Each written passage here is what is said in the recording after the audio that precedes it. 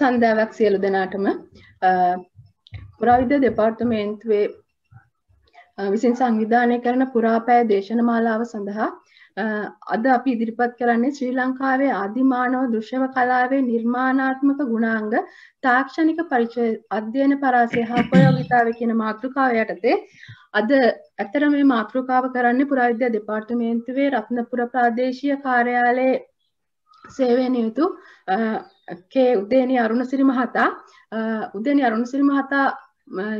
ශ්‍රී ජයවර්ධනපුර විශ්වවිද්‍යාලයෙන් පුරාවිද්‍යාව පිළිබඳ ප්‍රථම පන්ති උපාධියක් ලබාගෙන එම විශ්වවිද්‍යාලයේ අවුරුදු 2ක සේවා කාලයක් නිම කරලා තමයි පුරාවිද්‍යා දෙපාර්තමේන්තුවට සම්බන්ධ වුණේ. ඒ වගේම ඔහුගේ විශේෂ ශාස්ත්‍රය වෙන්නේ විශේෂ අධ්‍යයනයට යොමුණු විශේෂ ශාස්ත්‍රය වෙන්නේ මූර්ති කලාව සම්බන්ධයෙන්.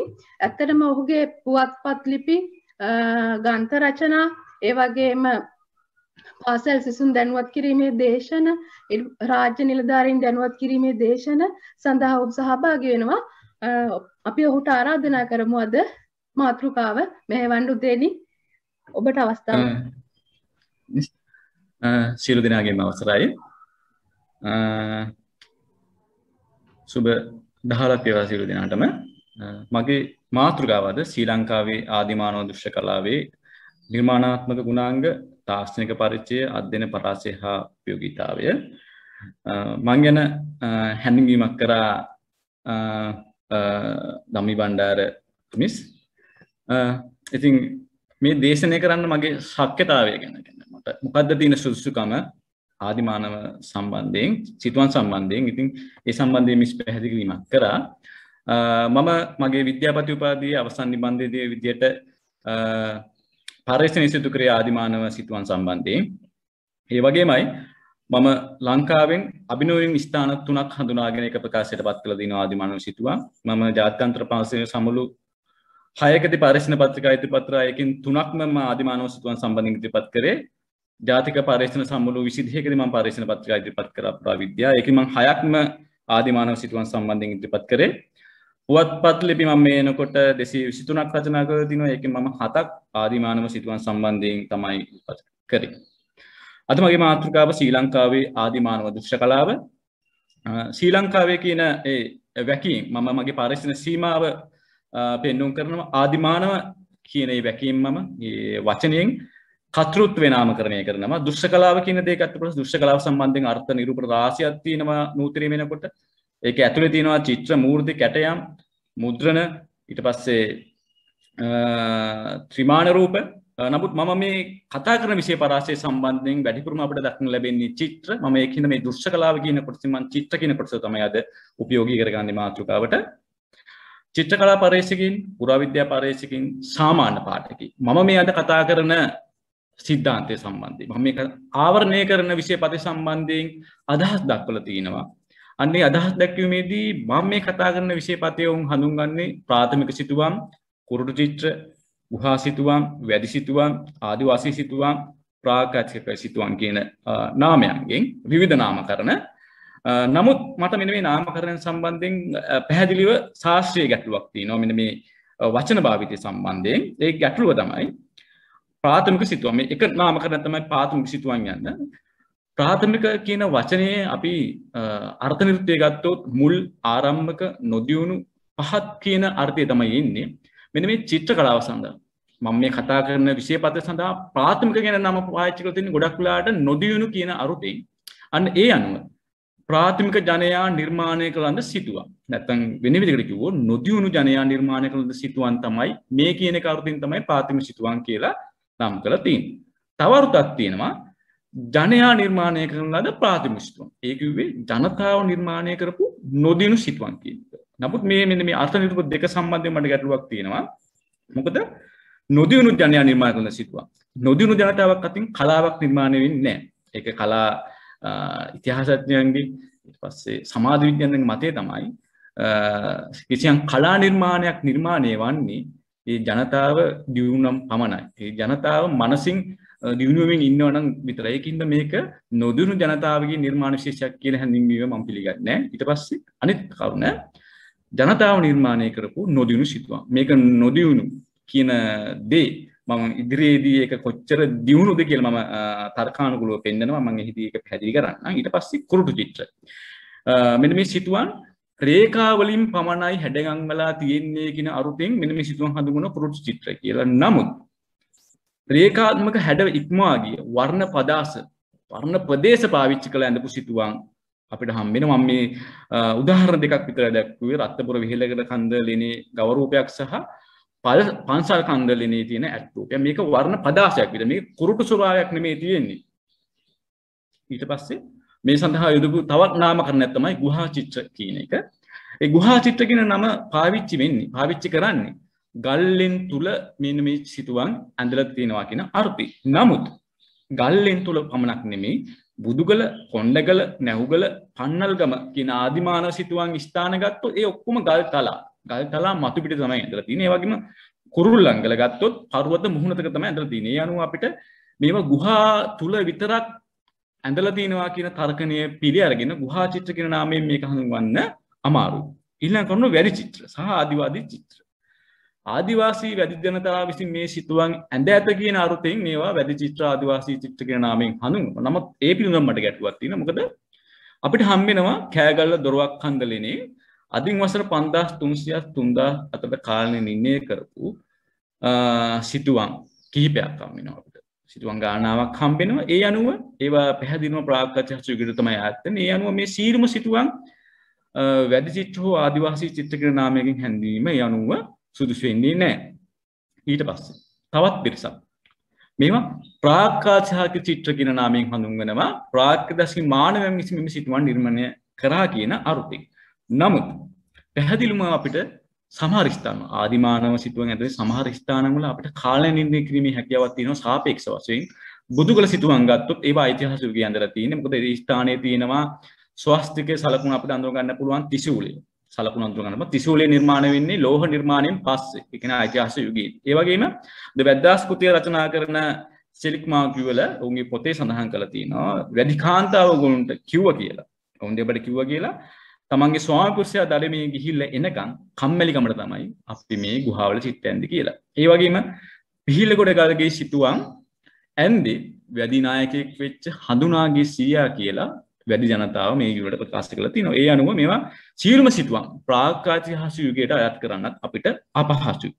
ඉතින් ප්‍රාථමික සිතුවම්, කුරුටු චිත්‍ර, ගුහා සිතුවම්, වැඩි සිතුවම්, ආදිවාදී සිතුවම්, ප්‍රාග්ධාතිහාසික සිතුවම් කියන නාමකරණයන් වෙනුවට මම යෝජනා කරනවා ආදිමානව සිතුවම් කියන නාමය. මොකද ආදිමානව කියන නාමය අපිට වැඩි ජනතාව හෝ වේවා, ප්‍රාග්ධාතිහාසික ජනතාව හෝ වේවා, ඓතිහාසික යුගයේ ජනතාව හෝ වේවා ඕනම ජන කණ්ඩායමක් වෙනුවෙන් ඕනම ගෝත්‍රික කොටසක් වෙනුවෙන් අපිට යොදා ගන්න පුළුවන්. ඉතින් අපිට අනුරාධපුර යුගයේ සිතුවම් කලාව, පොළොන්නරු යුගයේ සිතුවම් කලාව, මහනුවර සම්ප්‍රදායේ සිතුවම් කලාව, නූතන සිතුවම් කලාව ආදී වශයෙන් නාමකරණය කරගත්ත යුගාත්මක වශයෙන් නාමකරණය කරගත්ත සිතුවම් කලා සම්පදායක් තියෙනවා ගලාගෙන එන. ඒ අනුව මම එතරට එක්කහුව කරනවා මෙන්න මේ ආදිමානව සිතුවම් කියන නාමකරණයෙන් යුක්ත මම මේ කතා කරන සිතුවම් සම්පදාය. ඉතින් මගේ මාතෘකාව ශ්‍රී ලංකාවේ ආදිමානව දෘශ්‍ය කලාවේ නිර්මාණාත්මක ගුණාංග, තාක්ෂණික පරිචය, අධ්‍යයන පරාසය හා උපයෝගීතාවය. මේකෙදි මම කතා කරනවා ආදිමානව සිතුවම් කලාත්මකයෙන් යුක්ත බව, ආදිමානව සිතුවම් කලාවේ තාක්ෂණික විවිධත්වයක් ඇති බව, ආදිමානව සිතුවම් පිළිබඳ අධ්‍යයනයන් පුරුදු වී තිබු බව, ආදිමානව සිතුවම් අතීත සමාජයන් හැදෑරීමට මූලාශ්‍රයක් වශයෙන් උපයෝගී කරගත් බව. එතකොට සමස්තය විතර ගත්තොත් මම ආදිමානව සිතුවම් කලාවේ වැදගත්කම පිළිබඳ සම්පින්ඩනයක් තමයි අද දවසේ කරන්න බලාපොරොත්තු වෙන්නේ.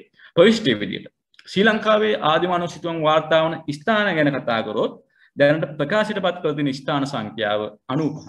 1986 දී බීඩී නන්දදේව මහතා ඒක 29ක් ලෙස හඳුනා ගන්නවා. 1986 දී සේනක බණ්ඩාරනායක මහතා 33ක් බවටත්, 92 දී නැවත නන්දදේව මහතා 41ක් බවටත්, 2012 වෙනිකොට රාජ් සෝමදේව මහතා 57ක් බවටත්, 2017 දී සස්සර ඉලංගසිංහ මහතා 93ක් බවටත්, 2020 කෙනෙකුට මම පරිශ්‍රණය කළා එය 95ක් දක්වා වර්ධනය කරන ස්ථාන සංඛ්‍යාව. දිස්ත්‍රික් විදිහට ගත්තොත් අම්පාර දිස්ත්‍රික්කෙන් ස්ථාන 45ක්, ඊට පස්සේ මොරාගල, අනුරාධපුර, පොළොන්නරුව, කුරුණෑගල, මඩකලපුව, කෑගල්ල, රත්නපුර, වවුනියාව, නුවරඑළිය, හම්බන්තොට යන දිස්ත්‍රික් වලින් අපිට ස්ථාන 95ක් අඳුර ගන්න පුළුවන්.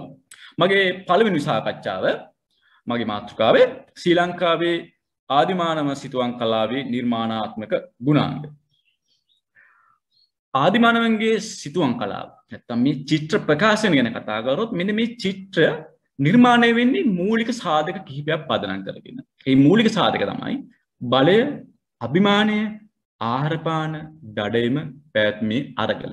ඒ කියන්නේ මෙන්න මේ ප්‍රධාන කරුණු මත තමයි සිතුවම් නිර්මාණය වෙන්නේ. සිතුවම් නිර්මාණය කිරීමේ අරමුණු විදිහට දැක්කොත් මෙන්න මේ අරමුණු මත තමයි සිතුවම් නිර්මාණය වෙන්නේ. මෙන්න මේ ආදිමානව සිතුවම් ගත්තට පස්සේ මේ සිතුවම් කලාව పూర్ව සාක්ෂර සමාජයේ පැවතිච්ච නිෂ්පාදිත එක්තරා භාෂාවක් විතර හඳුන්වන්න පුළුවන්. සිතුවම් කරුවගේ සිතේ උපදින සංකල්පය ඒක නරඹන පුද්ගලයාගේ සිතට දැනෙනවා නම් ඒක තමයි භාෂාවේ මූලිකම අභිප්‍රාය කරුණ වෙන්නේ. මේ සිතුවම් කලාවේ වස්තු විදියට ඒක ආදිමානව සිතුවම්ගේ වස්තු විදියට මානව රූප, සත්ත්ව රූප, උපකරණ, ස්වභාවික වස්තු සහ ජාමික හැඩතල අපිට හඳුන ගන්න පුළුවන්. ඉතින් මෙන්න මේ සිතුවම් මේවා ප්‍රාථමික නැහැ. මේවා සරල නැහැ. මේවයි තියෙන දියුණු කලාත්මක ලක්ෂණ. අන්න ඒ බව අඳුන ගන්න මම තෝරාගත් මානව රූප 10ක් වගේම තෝරාගත් සත්ත්ව රූප 10ක් මෙන්න මේ පරිශීලනයේදී උකහාගෙන සංසන්දනය කරනු ලබනවා. ඉතින් මම පළමුවෙන්ම දිස්ත්‍රික්ක 5ක විසිරලා තියෙන ස්ථාන 10කින් තෝරාගත් මානව රූප 10ක් නිර්මාණාත්මක ගුණාංග හඳුනා ගැනීම සඳහා කෘත්‍ය කරන ලබනවා. ස්ථාන වශයෙන් ගත්තොත් ආණ්ඩියාගල, හුල්ලන්නුගේ, උඹගේ කන්ද, දොරවක්කන්ද, ලිහිණියාගල, කිරිපකුණහෙල, මලයඩි කන්ද, තන්තිරිමලය, කදුරපකුණ සහ සංකපාල කියන ස්ථාන තමයි තෝරගන්නේ. ඒවා අනුරාධපුරයේ අම්පාර, කෑගල්ල, නූරේලිය, රත්නපුර කියන දිස්ත්‍රික්කවල විහිදී පවතිනවා. ඉතින් මේ මම තෝරාගත්ත පළවෙනි රූපය ආණ්ඩියාගලය, හුලන්නුගේ මානව රූපය, උමගේ කන්ද මානව රූපය, දොරවක්කන්ද මානව රූපය, ලිහිණියාගල මානව රූපය, කිරිපකුණහොල මානව රූපය, මලයඩි කන්දෙන් තෝරාගත් මානව රූපය, තන්තිරිමලෙන් තෝරාගත් මානව රූපය, කදුරුපකුණ, සංකපාල. මම මෙන්න මේ කියන මම මේ ඔබට දැන් දිස් වෙන මානව රූප 10 තමයි කලාත්මක ඇගීම සඳහා මම වාජනය කරන්නේ, යොමු කරන්නේ. මානවරුවක් අඳිනකොට මිනිස් හිතේ, මිනිස් මනසේ මුලින්ම ග්‍රහණය කරගන්නේ මානවයාගේ හිසේ ස්වභාවය. හිස විශාලයි, හිස ගෝලාකාරයි. ඊට පස්සේ සිරුරට ඍජු රේඛාවක් සහ අතපය සඳහා තවත් රේඛා කිහිපයක්. මේක තමයි මානව රූපයේ පිළිබඳව මනසේ තැම්පත් කරන දල ආකෘතිය. අපි මෙන්න මේ ආදි මානව චිත්‍ර ගත්තොත් හිස වෘත්තාකාරව දැක්වීම නැත්නම් මිනිස් රූපයක් පිළිබඳව මානවයාගේ මනසේ තැම්පත් වෙන මූලික දේ හිසේ වෘත්තාකාර බව නැත්නම් විශාලත්වය. ආණ්ඩියාගල, හුලන්නුගේ, උමගේ කන්ද, කිරිපකුණහෙල, මලයඩි කන්ද, තන්තිරිමලය, කදුරුපකුණ, සංකපාල මෙන්න මේ කියන ස්ථාන ටිකේදී ඒ හිසේ විශාලත්වය නැත්නම් හිස ගෝලාකාරව දැක්වීම, විනාශ කළ දැක්වීමේ කියන ගුණාංගය උන් අඳුරගෙන දක්වලා තියෙනවා. ඊට පස්සේ සිරුරට ඍජු රේඛාවක් සහ දෙයක් සහ දෙපා සඳහා තවත් රේඛා කිහිපයක්. ඒ කියන්නේ කඳ කොටසට රේඛාවක්, අතපය පෙන්වීම සඳහා රේඛා කිහිපයක්. මේ සීලුම අවස්ථාවලදී මේ රූප 10 දින ඔවුන් ඒ ගුණාංගය අඳුරගෙන හිසට රේඛාවක් බද්ධ කරලා කඳ නිර්මාණය කරලා ඒකට තව රේඛා 4ක් බද්ධ කරලා දෙපා සහ දෙයක් නිර්මාණය කරලා තියෙනවා. ඊට පස්සේ මේ සිරුර ඍජු රේඛාවක් විතරක් නෙමෙයි, මිනිසාගේ සිරුර ඍජු රේඛා ඉක්මවාලා ගිහිපු ටිකක් තරවිච්ච නැත්නම් මස්පිඩු පිරුණු ස්වභාවය ඔවුන් අඳුරගෙන තියෙනවා. ඒ අනුව හුලන්නුගේදී, උමගේ කන්දේදී, දොරවක්කන්ද, ලිහිණියාගල, සංකපාල සහ කදුරුපකුල් කියන ස්ථානවලදී සිරුර සඳහා මේ ඍජු රේඛාව පාවිච්චි කිරීම වෙනුවට උන් ටිකක් ඝනකමට මේ රේඛාව ටිකක් තරහු ස්වරූපයෙන් يعني ජීවී ගුණේ ඇතුල් කරලා සජීවීව එක්කහු කරලා මේ රූපේ ගොඩ ගන්න උත්සාහ කරලා තියෙනවා. ඊට පස්සේ මෙන්න මේ මූලික කරුණු ටික එකතු කරාට පස්සේ ශරීරයේ අනිකුත් අංග දවුන් එක්කහු කරනවා. අත්වල ඇඟිලි දැක්වීම. හුලන්නුගේ ගත්තොත්, උමගේ කන්ද ගත්තොත්, ඊට පස්සේ මලයඩි කන්ද, තන්තිරිමලය, සංකපාල මෙන්න මේ කියන සිතුවම් වලදී මානව රූපය අත්වල ඇඟිලි දක්වන්න උත්සාහ කරා. ඊට පස්සේ පාදවල පතුලේ හැඩය සහ පාදවල ඇඟිලි දක්වන්නත් උත්සාහ කරා.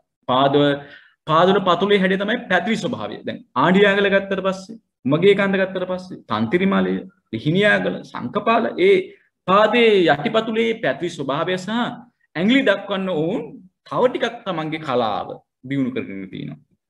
ඊට පස්සේ ලිංගය දැක්වීම. ස්ත්‍රී පුරුෂ භාවයේ හඳුනාගත හැකි පරිදි උමගේ කන්ටේදී සංකපාල සිතුවම් අතරදී වූ පුරුෂ ලිංගය දක්වලා මේක පුරුෂ රූපයක් බව ඒත්තු ගන්නන්න උත්සාහ කරලා තියෙනවා. ඊට පස්සේ දෙයස් දැක්වීම. මලයටි කන්දේදී අපිට දෙයස් දක්වලා ඒ මානවයාගේ ඒ රූපීය අනන්‍යතාවය පෙන්වන්න උත්සාහ කරලා තියෙනවා. ඉතින් මෙන්න මේ වගේ මෙන්න මේ රූපීය අනන්‍යතාවය මානව සිරුරේ මූලික අංග ටික මතු කිරීමෙන් පස්සේ විවිධ ජීවී මානව ඉරියව් නිර්මාණය කරන්න උන් පෙළඹෙනවා. ජීවී මානව ඉරියව්. ආඩියාගල ගත්තොත් දිව යන ආකාරය තමයි ඇඳලා තියෙන්නේ. උලන්නුගේ චිත්‍රය දෙයක් ඉහළට ඔසවගෙන ඉන්නවා. උමගේ කන්දේ දෙයක් ඔසවා දෙපා දෙපසට යොමු කරගෙන ඉන්නවා. දොරවක් කන්දේ රූපෙන් අපිට පේන්නේ ලාලිත්‍යයක්. ඊට පස්සේ ලිහිණියාගල රූපේ ගත්තොත් ඇවිදීම. කිරිපකුණ හෙල ගත්තොත් දෙයක් පහළට යොමලා පහසුවෙන් ඉන්න ඉරියව්වක්. මලයටි කන්දේ ගත්තොත් දෙයක් දෙපසට යොමු කරගෙන ඉන්නේ. තන්තිරි මාලේ නර්තන ඉරියව්වක් තමයි අපිට අඳුර ගන්න පුළුවන් ඉන්නේ. කදුරපකුණ ගත්තොත් දෙයක් දෙපසට යොමු කරලා ඉන්නවා. සංඛපාලනය ගත්තොත් දෙයක් පහළට යොමලා පහසුවෙන් ඉන්න ඉරියව්වක් තමයි දක්න ලැබෙන්නේ. මේ රූප 10 ගත්තට පස්සේ විවිධ ඉරියව්. සාමාන්‍ය මානවයෙක් විතරනේ මේ මානවයන්ගේ මේ ජීවී ක්‍රියාකාරීත්වය ජීවී හැඩතල මතු කරන්න උත්සාහ කරලා තියෙනවා. මේ ජීවී ගුණය මම සජීවී රූපත් එක්ක සංසන්දනය කරලා යම්සි ඔයගොල්ලන්ට අත්දැකීමක් ලබා දෙන්න. ආණ්ඩියාගල ඒ දිව යන ස්වරූපය සජීවී මිනිහෙක් දිව යනකොට ඒ දෙපා පිහිටන ආකාරය දෙයත් පිහිටන ආකාරය හරි අපූර්වට උන් ගහණය කරගෙන තියෙනවා. දොරවක් කන්දේ ලාලිත්‍ය ඒ ශරීරයේ කඳ කොටසේ තියෙන ලාලිත්‍ය දෙයත් පිහිටලා තියෙන ආකාර ලාලිත්‍ය හරි අපූර්වට අපිට සජීවී රූපයක් එක්ක බැලුවට පස්සේ හරි ඒ ගුණය උන් අඳුරගෙන තියෙනවා. ඊට පස්සේ ලිහිණියාගල ඒ මානවරුවක් ඇවිදිනකොට කොහොමද දෙපා පිහිටන්නේ? කොහොමද හිස ඉදිරියට පිහිටන්නේ? කොහොමද ඒ කසේරිකාව නැමිලා තියෙන්නේ? අත් දෙක කොහොමද පිහිටලා තියෙන්නේ? හරි අපූර්වට උන් ඒක ගහණය කරගෙන තියෙනවා. තන්තිරිමලය ගත්තොත් ඒ නර්තන ඉරියව්ව දෙයක් ඒකට හිස එක පැත්තකට බර වෙලා පාද එක පාදයක් උස්සගෙන ඒක හරි අපූර්වට උන් අඳුරගෙන තියෙනවා. ඊට පස්සේ හුලන්නුගේ ගත්තොත් දෙයක් ඉහළට ඔසවගෙන ඉන්නේ. ඒ කියන්නේ මේ ජීවී ගුණය උන් අඳුරගෙන තියෙනවා. ඉතින් මිනිස් රූපය කියන්නේ දෘශ්‍ය කලාවේ තියෙන චිරස්ථායී තේමාවක්. මානවරුවක් අඳිනකොට මුලින්ම ගහණය කරගන්නේ හිසේ වෘත්තාකාර හැඩය, සිරුරට ඍජු රේඛාව, අතපය සඳහා තවත් රේඛා කිහිපයක්. ඉතින් මේක තමයි ඇසෙන් මානව රූපයක් පිළිබඳව මනසේ තැම්පත් කරනව දල ආකෘතිය. මේක ඉදිරි විකාශනය තමයි විවිධ ඉරියව් නිරූපණය කරන්නේ. ඒකට යම්කිසි පරිචයක්, යම්කිසි දැනුමක් ගහණය කර ගැනීම අවශ්‍ය වෙනවා. ද මානව රූප අඳිනකොට අඳුර සහ ආලෝකය මගින් ශරීරයේ මත කරන හැඩතලයන් මතු කිරීම, විහුව විද්‍යාත්මක වැඳීම, ජාමිතික හැඩතලයන්ගෙන් මතු කිරීම කියන මෙන්න මේ ප්‍රවේශ ත්‍රිත්වයෙන්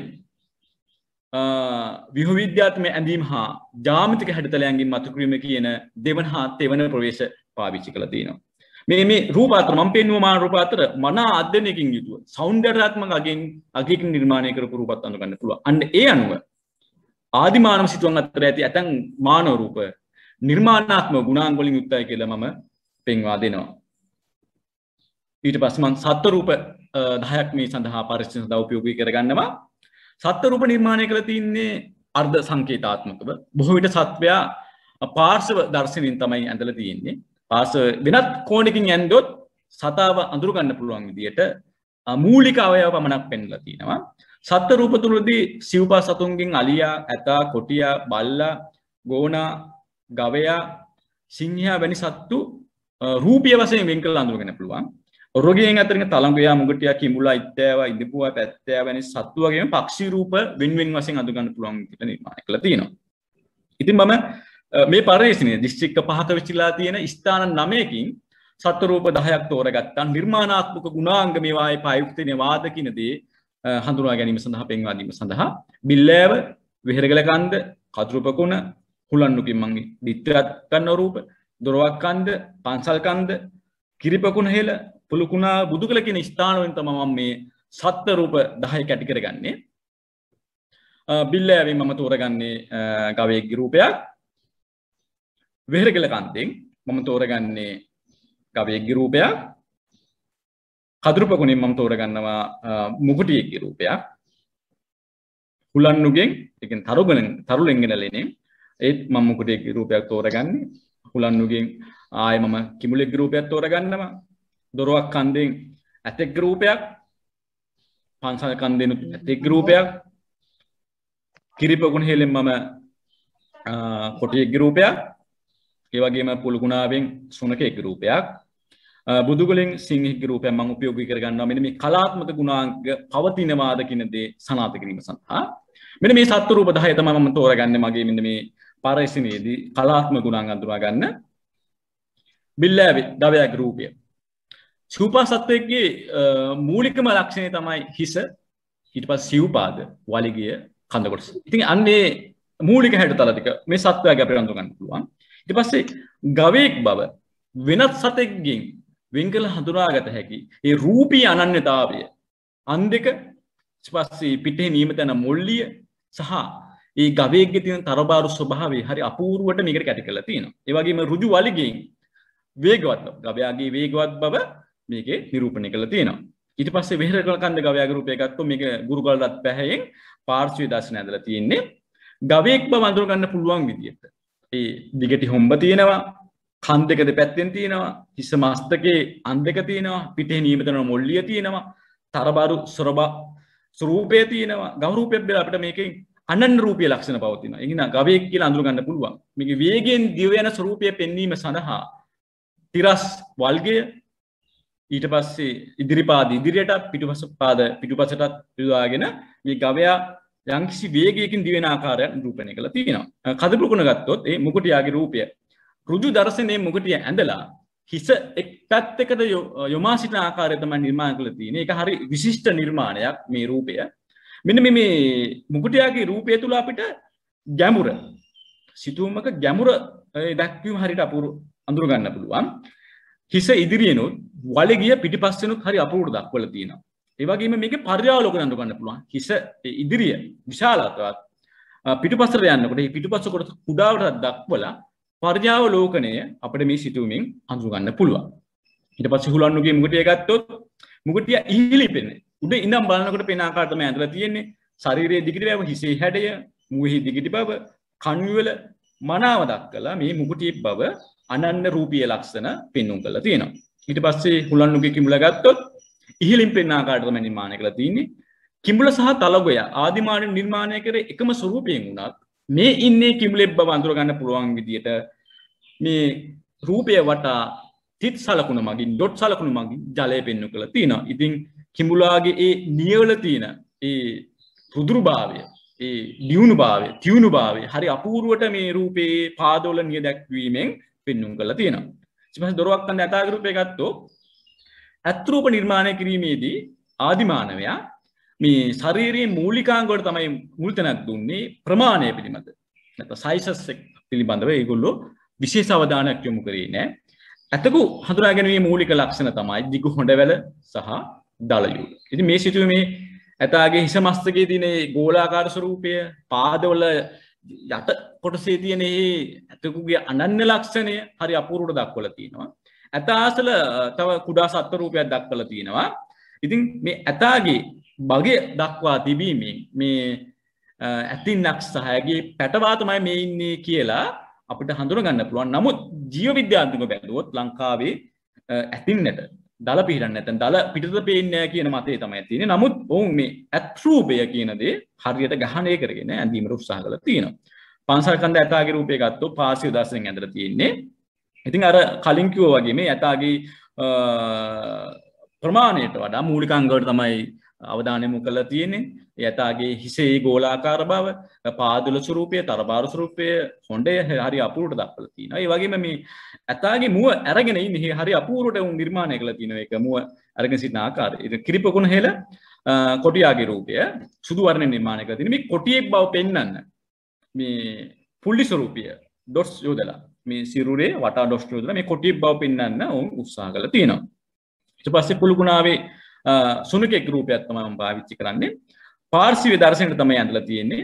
දැන් සුනකෙක් චිත්‍රණය කිරීමේදී සුනකයාගේ රූපී අනන්‍යතාවය තමයි ඉහළට වක්‍ර වී ගිය වලිගය. අපි කියනවා උණු පුරුකේ දැම්මත් බලි වලිගය කෙලින් කරන්න බෑ කියන ඒ අදහස ඉහළට වක්‍ර වී ඒ වලිගය හරි අපූර්ව නිර්මාණය කළා තියෙනවා. සහ දිගටි හොම්ම මුව අයාගෙන සිටින ආකාරය අනුව ඒ රුදුරුභාවය මේකෙදි කැටි කරලා තියෙනවා. මේ චිත්‍රය ඇත්තටම රූප චිත්‍රයක් තියෙනවා. මානවික රූපයක් තියෙනවා මේකෙදි සහ ඒකට සුනකයාගේ රූපය සහ ඉදිබුවෙක්ගේ රූපයක් තියෙන්නේ ඉබ්බෙක්ගේ.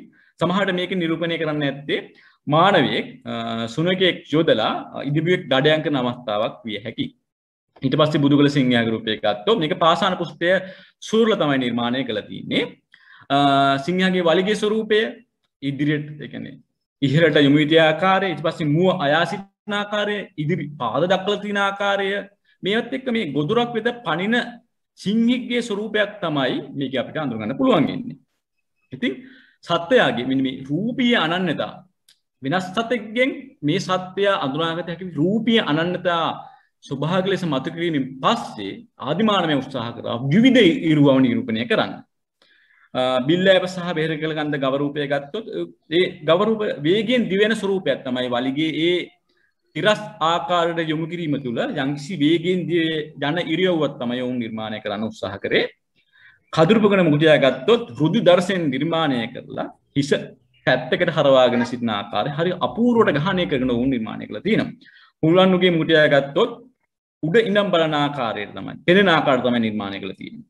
ඊට පස්සේ කුලන්නුගේම කිඹුලාගේ රූපය ගත්තොත් හරි අපූර්වට ඒ කිඹුලාගේ පාදවල තියෙන ඒ නියවල තියෙන ඒ තියුණු භාවය හරි අපූර්වට මතු කරලා තියෙනවා.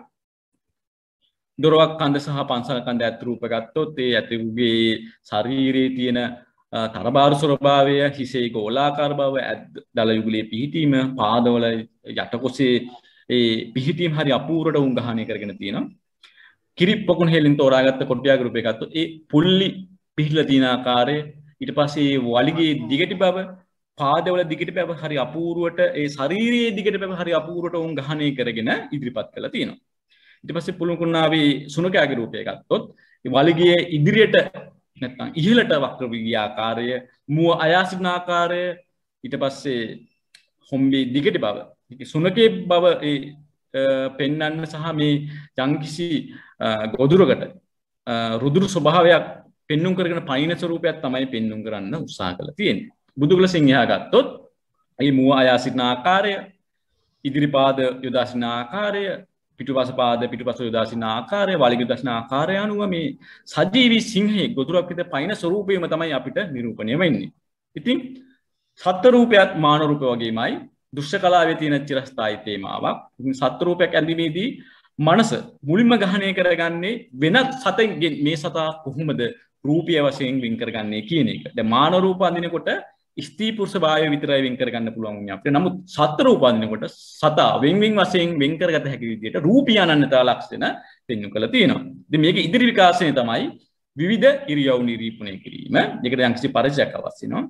සත්ත්ව රූප අඳිනකොටත් අඳුර සාලෝකයේ මගින් ශරීරය මත ඇති කරන හැඩතලයන් මතු කිරීම, විහ විද්‍යාත්මකව ඇදීම, ජ්‍යාමිතික හැඩතලයන්ගෙන් මතු කිරීම යන ප්‍රවේශයන් භාවිත කරලා තියෙනවා. මෙන්න මේ සිතුවම් වලදී සත්ත්ව රූප වලදී මෙන්න මේ ප්‍රවේශ තිත්‍රෙම පාවිච්චි කරලා තියෙනවා ආදිමාන සිත්තුරු. ඉතින් මන අධ්‍යයනකින් යුතුව සෞන්දර්යාත්මක දෘෂ්ටියකින් ඇඳපු නිර්මාණාත්මක චිත්තත් අපිට මෙන්න මේ සත්ත්ව රූප අතර දකින්න ලැබුණා. ඉතින් ඒ අනුව ආදිමානව සිතුවම් අතර ඇති ඇතැම් සත්ත්ව රූප නිර්මාණාත්මක ගුණාංග වලින් යුක්ත බව අපිට පෙන්වලා දෙන්න පුළුවන්.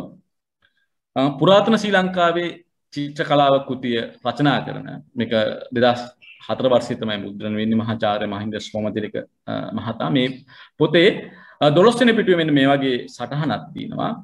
බාහිර අලංකාරයෙන් බෙහෙවින් දුරස්නු චාම් ලෙසට ඇඳ තිබෙන වැදි ගුහා චිත්‍ර කිසියම් පැහැදිලි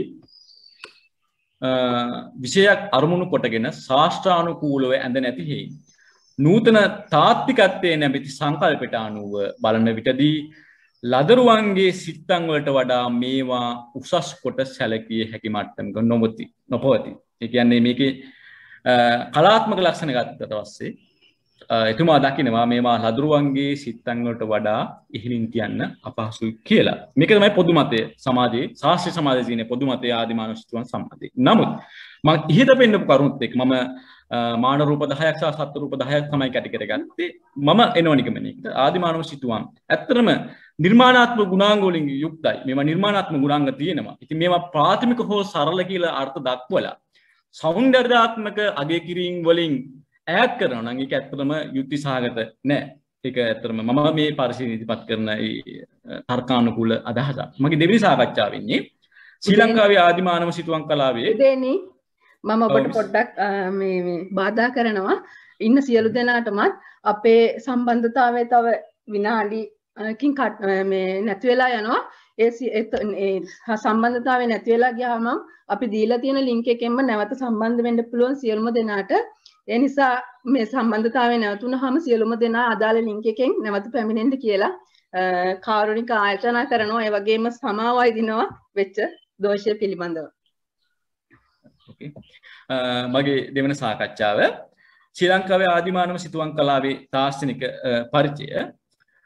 චිත්‍ර කලා කෘතියක් අගයනකොට එහි කලාත්මක භාවය පමණක් විතරක් නොමේ එම නිර්මාණය දෘශ්‍ය තලයට මුදා හැරීම සඳහා යොදාගත් තාක්ෂණය ගැන අපි අනිවාර්යයෙන්ම කතා කරන්න. මොකද පැරණි කලා කෘතියක් චිත්‍ර කලා කෘතියක් අද දක්වා ආරක්ෂා වෙලා පවතින්නේ ඒ මුල් කාලයේ විද්‍යාමාන ස්වරූපය අද දක්වා නොසැලී පවතින්නේ ඒ සඳහා යොදාගෙන තාක්ෂණයේ බලමහිමේ හින්දාමයි. ඉතින් අන්න ඒ හින්දා අපි තාක්ෂණය ගැන කතා කළොත්මයි ආදිමානව සිතුවම් නිර්මාණයට උපයුක්ත කරන තාක්ෂණික විධික්‍රමයන් අංශ 5ක් ඔස්සේ අපිට අඳුර ගන්න පුළුවන්. සිතුවම් නිර්මාණය තෝරා ගන්නා ලද ස්ථානය නැත්නම් භූගෝලීය පිහිටීම, සිතුවම් නිර්මාණය යොදා ගන්නා ලද පෘෂ්ඨයේ ස්වභාවය, වර්ණ භාවිතය, සීරින් උපකරණ, ආධාරක භාවිතය. මෙන්න මේ අංශ 5 ඔස්සේ අපිට ආදිමානව සිතුවම් කලාවේ ආදිමානව සිතුවම් තාක්ෂණය හදාරන්න.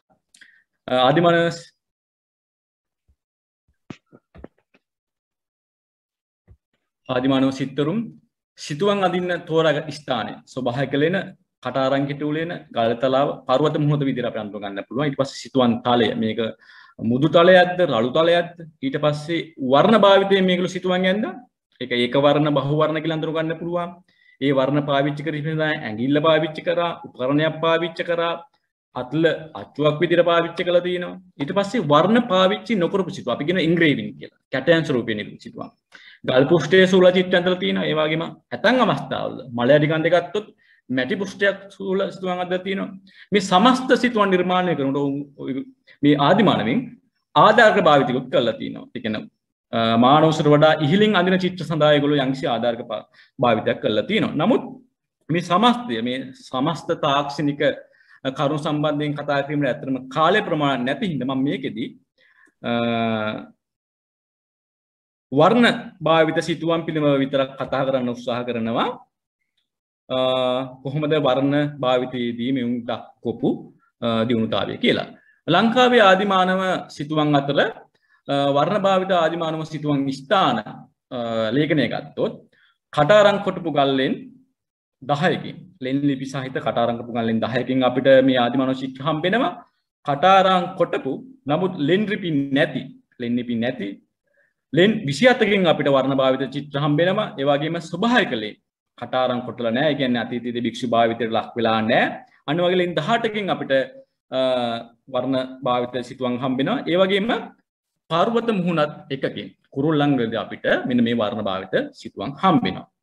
ඉතින් වර්ණ භාවිත සිතුවම් ගත්තට පස්සේ ඒක වර්ණ සිතුවම් කියලා සහ බහු වර්ණ සිතුවම් කියලා අපිට මේක කොටස් දෙකකට වර්ග කර ගන්න පුළුවන්. ඒක වර්ණ සිතුවම් කියලා මම මෙහිදී අධ්‍යයනයේදී උදාගන්නේ අදාළ සිතුවම් ස්ථානය සඳහා එක වර්ණයක් විතරක් භාවිත කරපු සිතුවම්. කුලන්නුගේ, කිරිපකුණහෙල, ස්ත්‍රී පුරලෙන, අලුගල්ලෙන ආදී වශයෙන් අපිට සුදු වර්ණය විතරක් පාවිච්චි කරපු ස්ථාන 36ක් අඳුර ගන්න පුළුවන්.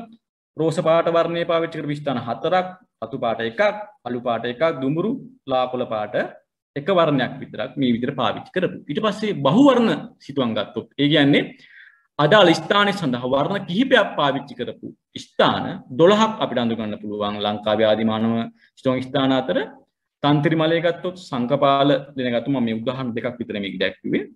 ඊට පස්සේ ආදිමානව තම සිතුවම් සඳහා සුදු තමයි බහුලව යොදාගත්තේ. ඒ වගේම අලු පාට, රතු පාට වර්ග දෙකක් පාවිච්චි කරා. ඊට පස්සේ කහ පාට, කොළ, කළු, රෝස, දුඹුරු කියන මෙන්න මේ වර්ණ ප්‍රභේද තමයි මූලික වශයෙන් පාවිච්චි කරලා තියෙන්නේ. ඊට පස්සේ වර්ණ නිෂ්පාදනය ගත්තට පස්සේ රතු පැහැය.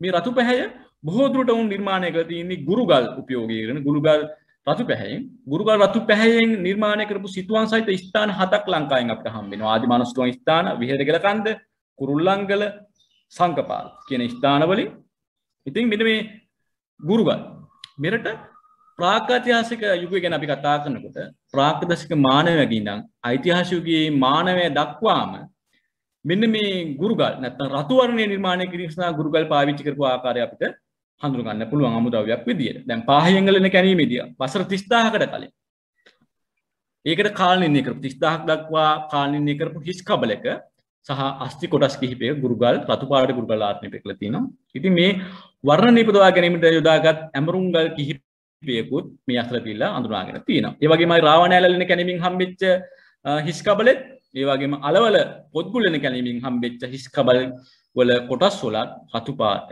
ගුරුගල් ආලේප කරලා තිනවා. ඒ අනුව මේ ගුරුගල් භාවිතය ප්‍රාග්ෛතිහාසික යුගයේ නැත්නම් මේ ගුරුගල් වලින් රතු පැහැ නිර්මාණය කරගත හැකි කියන හඳුනා ගැනීම මේ පරිචය ප්‍රාග්දශික මානවයාට තිබිලා තියෙනවා. ඒ විතරක් නෙමෙයි. මහනුරුගේ සිත්තරුත් රතු වර්ණය නිර්මාණය කිරීම සඳහා ගුරුගල් තමයි පාවිච්චි කරේ. ඒක පාරේෂණ ග්‍රන්ථවල සඳහන් වෙලා තියෙනවා. එහිදී ගුරුගල් සියුම්ව කොටලා කුඩු කරලා අරගෙන තමයි මේ රතු වර්ණ නිර්මාණය කරලා තියෙන්නේ. ඒ වගේම ඉස්තර ගැමි සමාජයේදී විහාර ගෙවල් වලට ඔය දෙන්නම් කියන පදනම මත අරගෙන එන පිගංකෝප මාරු වෙන එක වළක්ව ගන්නත් ඒ ජනතාව ඒ පිගංකෝප පිටිපස්සේ මේ ගුරුගල් වලින් තමයි රතු පාටින් සලකුණක් යොදලා තියෙන්නේ. ඒ අනුව මෙන්න මේ ගුරුගල් කියන එක ගුරුගල් වලින් වර්ණකයක් නිපදවා ගන්න පුළුවන් කියන එක ආදිමානව සිත්තරක් දැන සිටියා. ප්‍රාග්දශික මානවයත් දැන සිටියා සහ මහනුවර සම්ප්‍රදාය සිතුවම් කලාවේදී ඒක අපිට අඳුර ගන්න පුළුවන්. ඒ කියන්නේ ඒ අනුව අපිට මේ ආදිමානව සිත්තරා මේ ගුරුගල් භාවිතා කිරීම ඒක පාත්මික දෙයක් කියලා සලකලා සරල දෙයක් ලෙස සලකලා ඉවත් කරන්න බෑ. මේක යම්කිසි තාක්ෂණික විකාශනයක් ගලායීමක්. ඒකින්ද අපි මේවා එකින් එක අධ්‍යයනය කළ යුතුමයි. ඊට පස්සේ සුදු පැහැය නිර්මාණය කර ගැනීම ගත්තොත් අපේ ආදි වර්ණ සිතුවම් අතර වැඩිපුරම හම්බෙන්නේ සුදු පාටින් නිර්මාණය කරපු සිතුවම්. එවැනි සිතුවම් ස්ථාන 36කින් අපිට වාර්තා වෙනවා. ඉතින් සුදු වර්ණය සමග තවත් වර්ණකයක්. සුදු පාට සමග තවත් වර්ණ කිහිපයක් පාවිච්චි කරපු ස්ථාන 8කුත් අපේ ලංකාවෙන් හම්බෙනවා. ඒ අනුව බලනකොට සමස්තය ගත්තොත් ස්ථාන 44කින් සුදු පාට සිතුවම් තියෙන ආදිමානව ස්ථාන හඳුනා ගන්න පුළුවන්. මම මේ උදාහරණ කිහිපයක් පමණයි පෙන්වුම් කරලා තියෙන්නේ.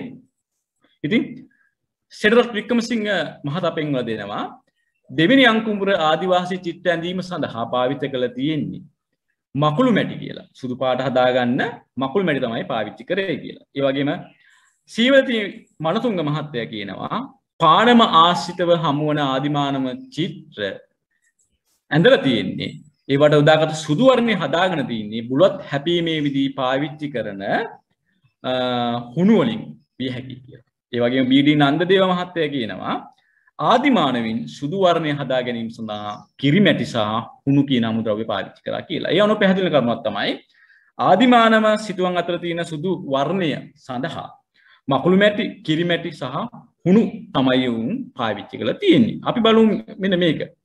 මහනුරුගේ සිතුවම් කලාව බැලුවොත් මේ මහනුරුගේ සිතුවම් වලදී සුදු වර්ණ නිර්මාණය කර ගැනීම සඳහා අපේ සිතුරු පාවිච්චි කරලා තියෙන්නේ මකුළු මැටි සහ මේ හුණු තමයි.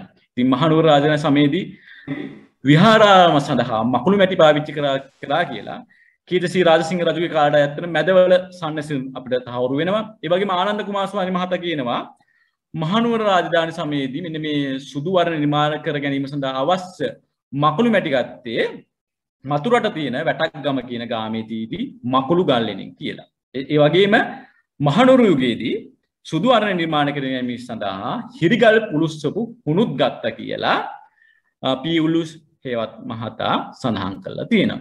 ඒ අනුව ආදිමානවෙනුත් සුදු වර්ණ නිර්මාණය කරගන්න හුණු මකුළු මැටි තමයි පාවිච්චි කරේ.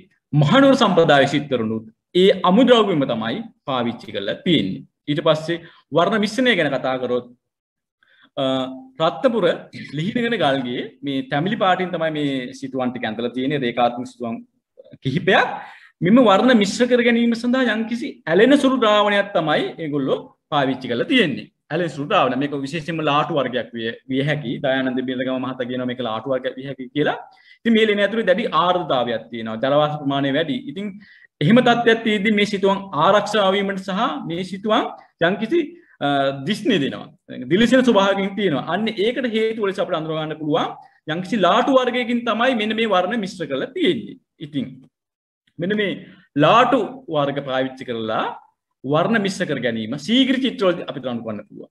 ශීඝ්‍ර චිත්‍ර සම්බන්ධ විද්‍යාත්මක පරීක්ෂණ කරපු නන්දා වික්‍රමසිංහ මහත්මයා සහ අග්‍රවාල් ඕපී අග්‍රවාල් ඔවුන්ගේ පරීක්ෂණ කෘති සඳහන් වෙනවා ශීඝ්‍ර වර්ණ දිරුල් ලාටු සමග මිශ්‍ර කර පාවිච්චි කර ඇත කියලා. ඒ වගේමයි නන්දසේන මුදියන්සේ මහතා වගේම අපි උල්ලිවිස් හේවා මහතා සඳහන් කරනවා මහරුගේ සිත්තරු වර්ණ දීර්ඝ කාලයක් පවත්වා ගැනීම සඳහා වර්ණ මිශ්‍ර කර ගැනීමට දිරුල් ලාටු ගොකුටු මැලියම් කජු මැලියම් පාවිච්චි කරලා තියෙනවා කියලා. ඒ අනුව ආදිමානව චිත්‍රවල වර්ණ මිශ්‍ර කර ගැනීම සඳහා ලාටු වර්ග පාවිච්චි කරලා තිනවා. අපි විශිෂ්ටම චිත්‍ර ලෙස සලකන ශීඝ්‍ර චිත්‍රවලත් වර්ණ මිශ්‍ර කර ගැනීම සඳහා ලාටු වර්ග පාවිච්චි කරලා තිනවා.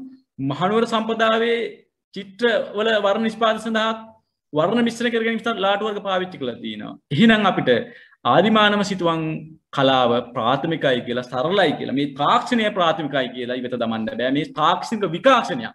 මේක පුරුකක් තමයි ආදිමානව සිතුවම් කියන්නේ. වර්ණ මේ ක්‍රමවේදය ගත්තට පස්සේ ගොඩක් දුරට ඇඟිලි තමයි පාවිච්චි කරේ. දඹර ඇඟිලි තමයි පාවිච්චි කරලා තියෙන්නේ ගොඩක් වෙලාවට සිතුවම් අඳින්න. ඊට පස්සේ අත්ල අච්චුවක් ලෙස අත්ලේ වර්ණ ගාලා ලෙන් බිත්තිය යොදපු අවස්ථා අපිට හම්බ වෙනවා මකුණු මහා විහාරේ කුරුල්ලංගලි හෙනන්නේගලේ. ඒ වගේම උපකරණයක් පාවිච්චි කරලා සිතුවම් නිර්මාණය කරපු අවස්ථාවක් අපිට හම්බ වෙනවා. මම මේ පෙන්නලා තියෙන සංකපාලලිනේ සෙන්ටිමීටර් 8යි මේ මාන රූපේ උස. මේ රූපේ මාන රූපයේ අත්වල ඇඟිලි හරි අපූර්වට නිර්මාණය කරලා තියෙනවා. ඒකට යම්කිසි අනිවාර්යම යම්කිසි පතුරක් යම්කිසි නිර්මාණයක් උපකරණයක් මේ සඳහා පාවිච්චි කරලා අනිවාර්යයෙන්ම තියෙන්න ඇති.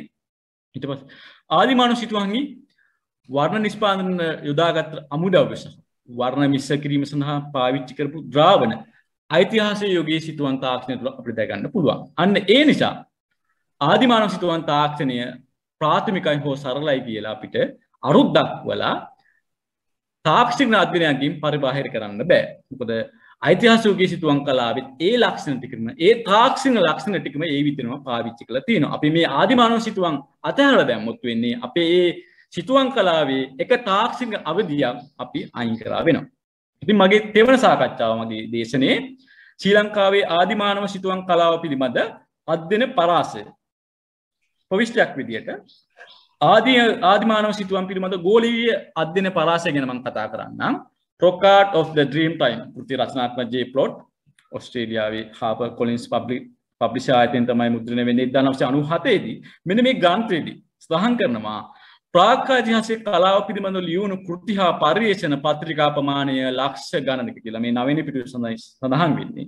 ඔහු මේක සඳහන් කරන්නේ 1997 දී. 1997 දී වෙනකොටත් මෙන්න මේ ආදිමානව සිතුවම් කලාව ඔහු ප්‍රාග්යිතිහාසික කලාව සහ හඳුන්වපු මෙන්න මේ සිතුවම් කලාව සම්බන්ධයෙන් ඒ වෙනකොටත් කෘති සහ පරිවේෂණ පත්‍රිකා ලක්ෂ ගණනක් ලියවිලා තියෙනවා. මේ තියෙන උදාහරණ කිහිපයක් පමණයි. Primitive Art, Rock Art of Dream Time, Art Past, Art Present, The Anthropology of Art මේ වගේ කෘති ගණනාවක් කෘති රාශියක් තියෙනවා මෙන්න මේ ආදිමානව සිතුවම් කලාව සම්බන්ධයෙන් විශ්වීය වශයෙන් ප්‍රකාශයට පත් වෙච්ච. Heritage Australia Information System Biology Graphic Series කියන මේ සංකරා කාණ්ඩේ අංක 2 කලාපය වෙන්නේ ඔස්ට්‍රේලියන් රොක් ආර්ට් කියන අංශය සඳහා මෙන්න මේ ගන්ත්‍ර නාමාවලියේදී මේක ගන්ත්‍ර නාමාවලියක්. මේ ගන්ත්‍ර නාමාවලියේදී ඔස්ට්‍රේලියාවේ 1970 ඉඳන් 1990 වෙනකන් පළ වෙච්ච ආදිමානව සිතුවම් සම්බන්ධයෙන් පළ වෙච්ච සීලම ආකාරයේ ලේඛන ඇතුළත් කරලා තියෙනවා. ඒ අනුව ඒ දශක දෙක කාලය ඇතුළත ඒ අවුරුදු 20 කාලය ඇතුළත ඔස්ට්‍රේලියාවේ මේ සම්බන්ධයෙන් පර්යේෂණ ලිපි 335ක් පළලා තියෙනවා. පර්යේෂණ ලිපි 335ක්. ඊට පස්සේ ගත්තොත් Indira Gandhi National Center for the Arts කියන ආයතනය මගින් ඉන්දියාවේ bibliography of rock art in the light subject 2015 දී මේක මුද්‍රණය වෙන්නේ. 2015 දී ලෝකේ ආදිමානව සිතුවම් කලාව සම්බන්ධයෙන් පළලා තියෙන ග්‍රන්ථ සහ ලිපි ප්‍රමාණය 659ක්. සමස්ත ලෝකයේ 2015 දී ලිපි 659ක් පළලා තියෙනවා. ඉතින් ඒ වගේමයි මේ ආදිමානව සිතුවම් අධ්‍යයනය කිරීම සම්බන්ධ ලෝකයේ තියෙන තරඟකාරී ස්වභාවයක් විවිධ ආයතන බිහිවලා තියෙනවා. විවිධ ඒකක බිහිවිදලා තියෙනවා. විවිධ අංශම් බිහිවලා තියෙනවා. මම මේ උදාහරණ කිහිපයක් දක්වන ඕස්ට්‍රේලියාවේ international federation of the Rock Art Organization, ඕස්ට්‍රේලියාවේ පර්වත චිත්‍ර පරිශන ආයතනය, ඇමරිකානු පර්වත චිත්‍ර පරිශන සංවිධානය, දකුණු අප්‍රිකානු පර්වත චිත්‍ර පරිශන ආයතනය, දකුණු අප්‍රිකානු Rock Art Research Institute, බොලිවියානු පර්වත චිත්‍ර පරිශන ආයතනය මේ ආදිමානව සිතුවම් අධ්‍යයනයම වෙනුවෙන්ම නිර්මාණය වෙච්ච ආයතන සහ සංවිධාන. ඉතින් එහෙම පසුබිමක අපේ ආදිමානුෂිකයන් සම්බන්ධයෙන් පර්යේෂණ කලාව පර්යේෂණ ඉතිහාසය ආරම්භ වෙන්නේ 1897 HSB බෙල් මහතා පොළොන්නරුව දිස්ත්‍රික්කයේ කොණත්තේ ගොඩගල්ගේ හා මඩකලපු දිස්ත්‍රික්කයේ අරංගොඩගල්ගේ කියන ආදිමානුෂිකයන් වාර්තා කිරීමෙන් තමයි අපේ මේ ආදිමානුෂිකයන් වාර්තා කිරීම ආරම්භ වෙන්නේ. ඒ කියන්නේ අදින් වසර 127කට ප්‍රථමව තමයි අපේ ආදිමානුෂිකයන් පර්යේෂණ ඉතිහාසය ආරම්භ වෙන්නේ. ඉතින් නමුත් අවුරුදු 124ක ඉතිහාසයක් තියෙනවා මේ පර්යේෂණ ශාස්ත්‍රය සම්බන්ධයෙන්. මෙන්න මේ ආදිමානව චිත්‍ර සම්බන්ධයෙන් මේ කලාව සම්බන්ධයෙන් මේ කලාව වෙනුවෙන්ම අපේ රටේ බිහි වෙලා තියෙන්නේ ප්‍රකාශයට පත් වෙලා තියෙන්නේ ග්‍රන්ථ දෙකක් පමණ rock painting and green site in Sri Lanka Raj Somadeva මහතාගේ 2012 print වෙන්නේ. ශ්‍රී ලංකාවේ ආදිවාසීන්ගේ සෙල් චිත්‍ර සත්සර ඊළඟසිංහ මහතා තමයි කතුවරයා 2017 දී තමයි print වෙන්නේ. මෙන්න මේ ග්‍රන්ථ දෙකම පමණයි මේ වෙනුවෙන්ම රචනා වෙච්ච ග්‍රන්ථ විදියට අපේ ලංකාවේ තියෙන්නේ. අවුරුදු 124ක් වෙච්ච ආදිමානුෂිකයන් පරිශීලන ඉතිහාසය තුල. නමුත් ලේඛන ගණනාවක් තියෙනවා.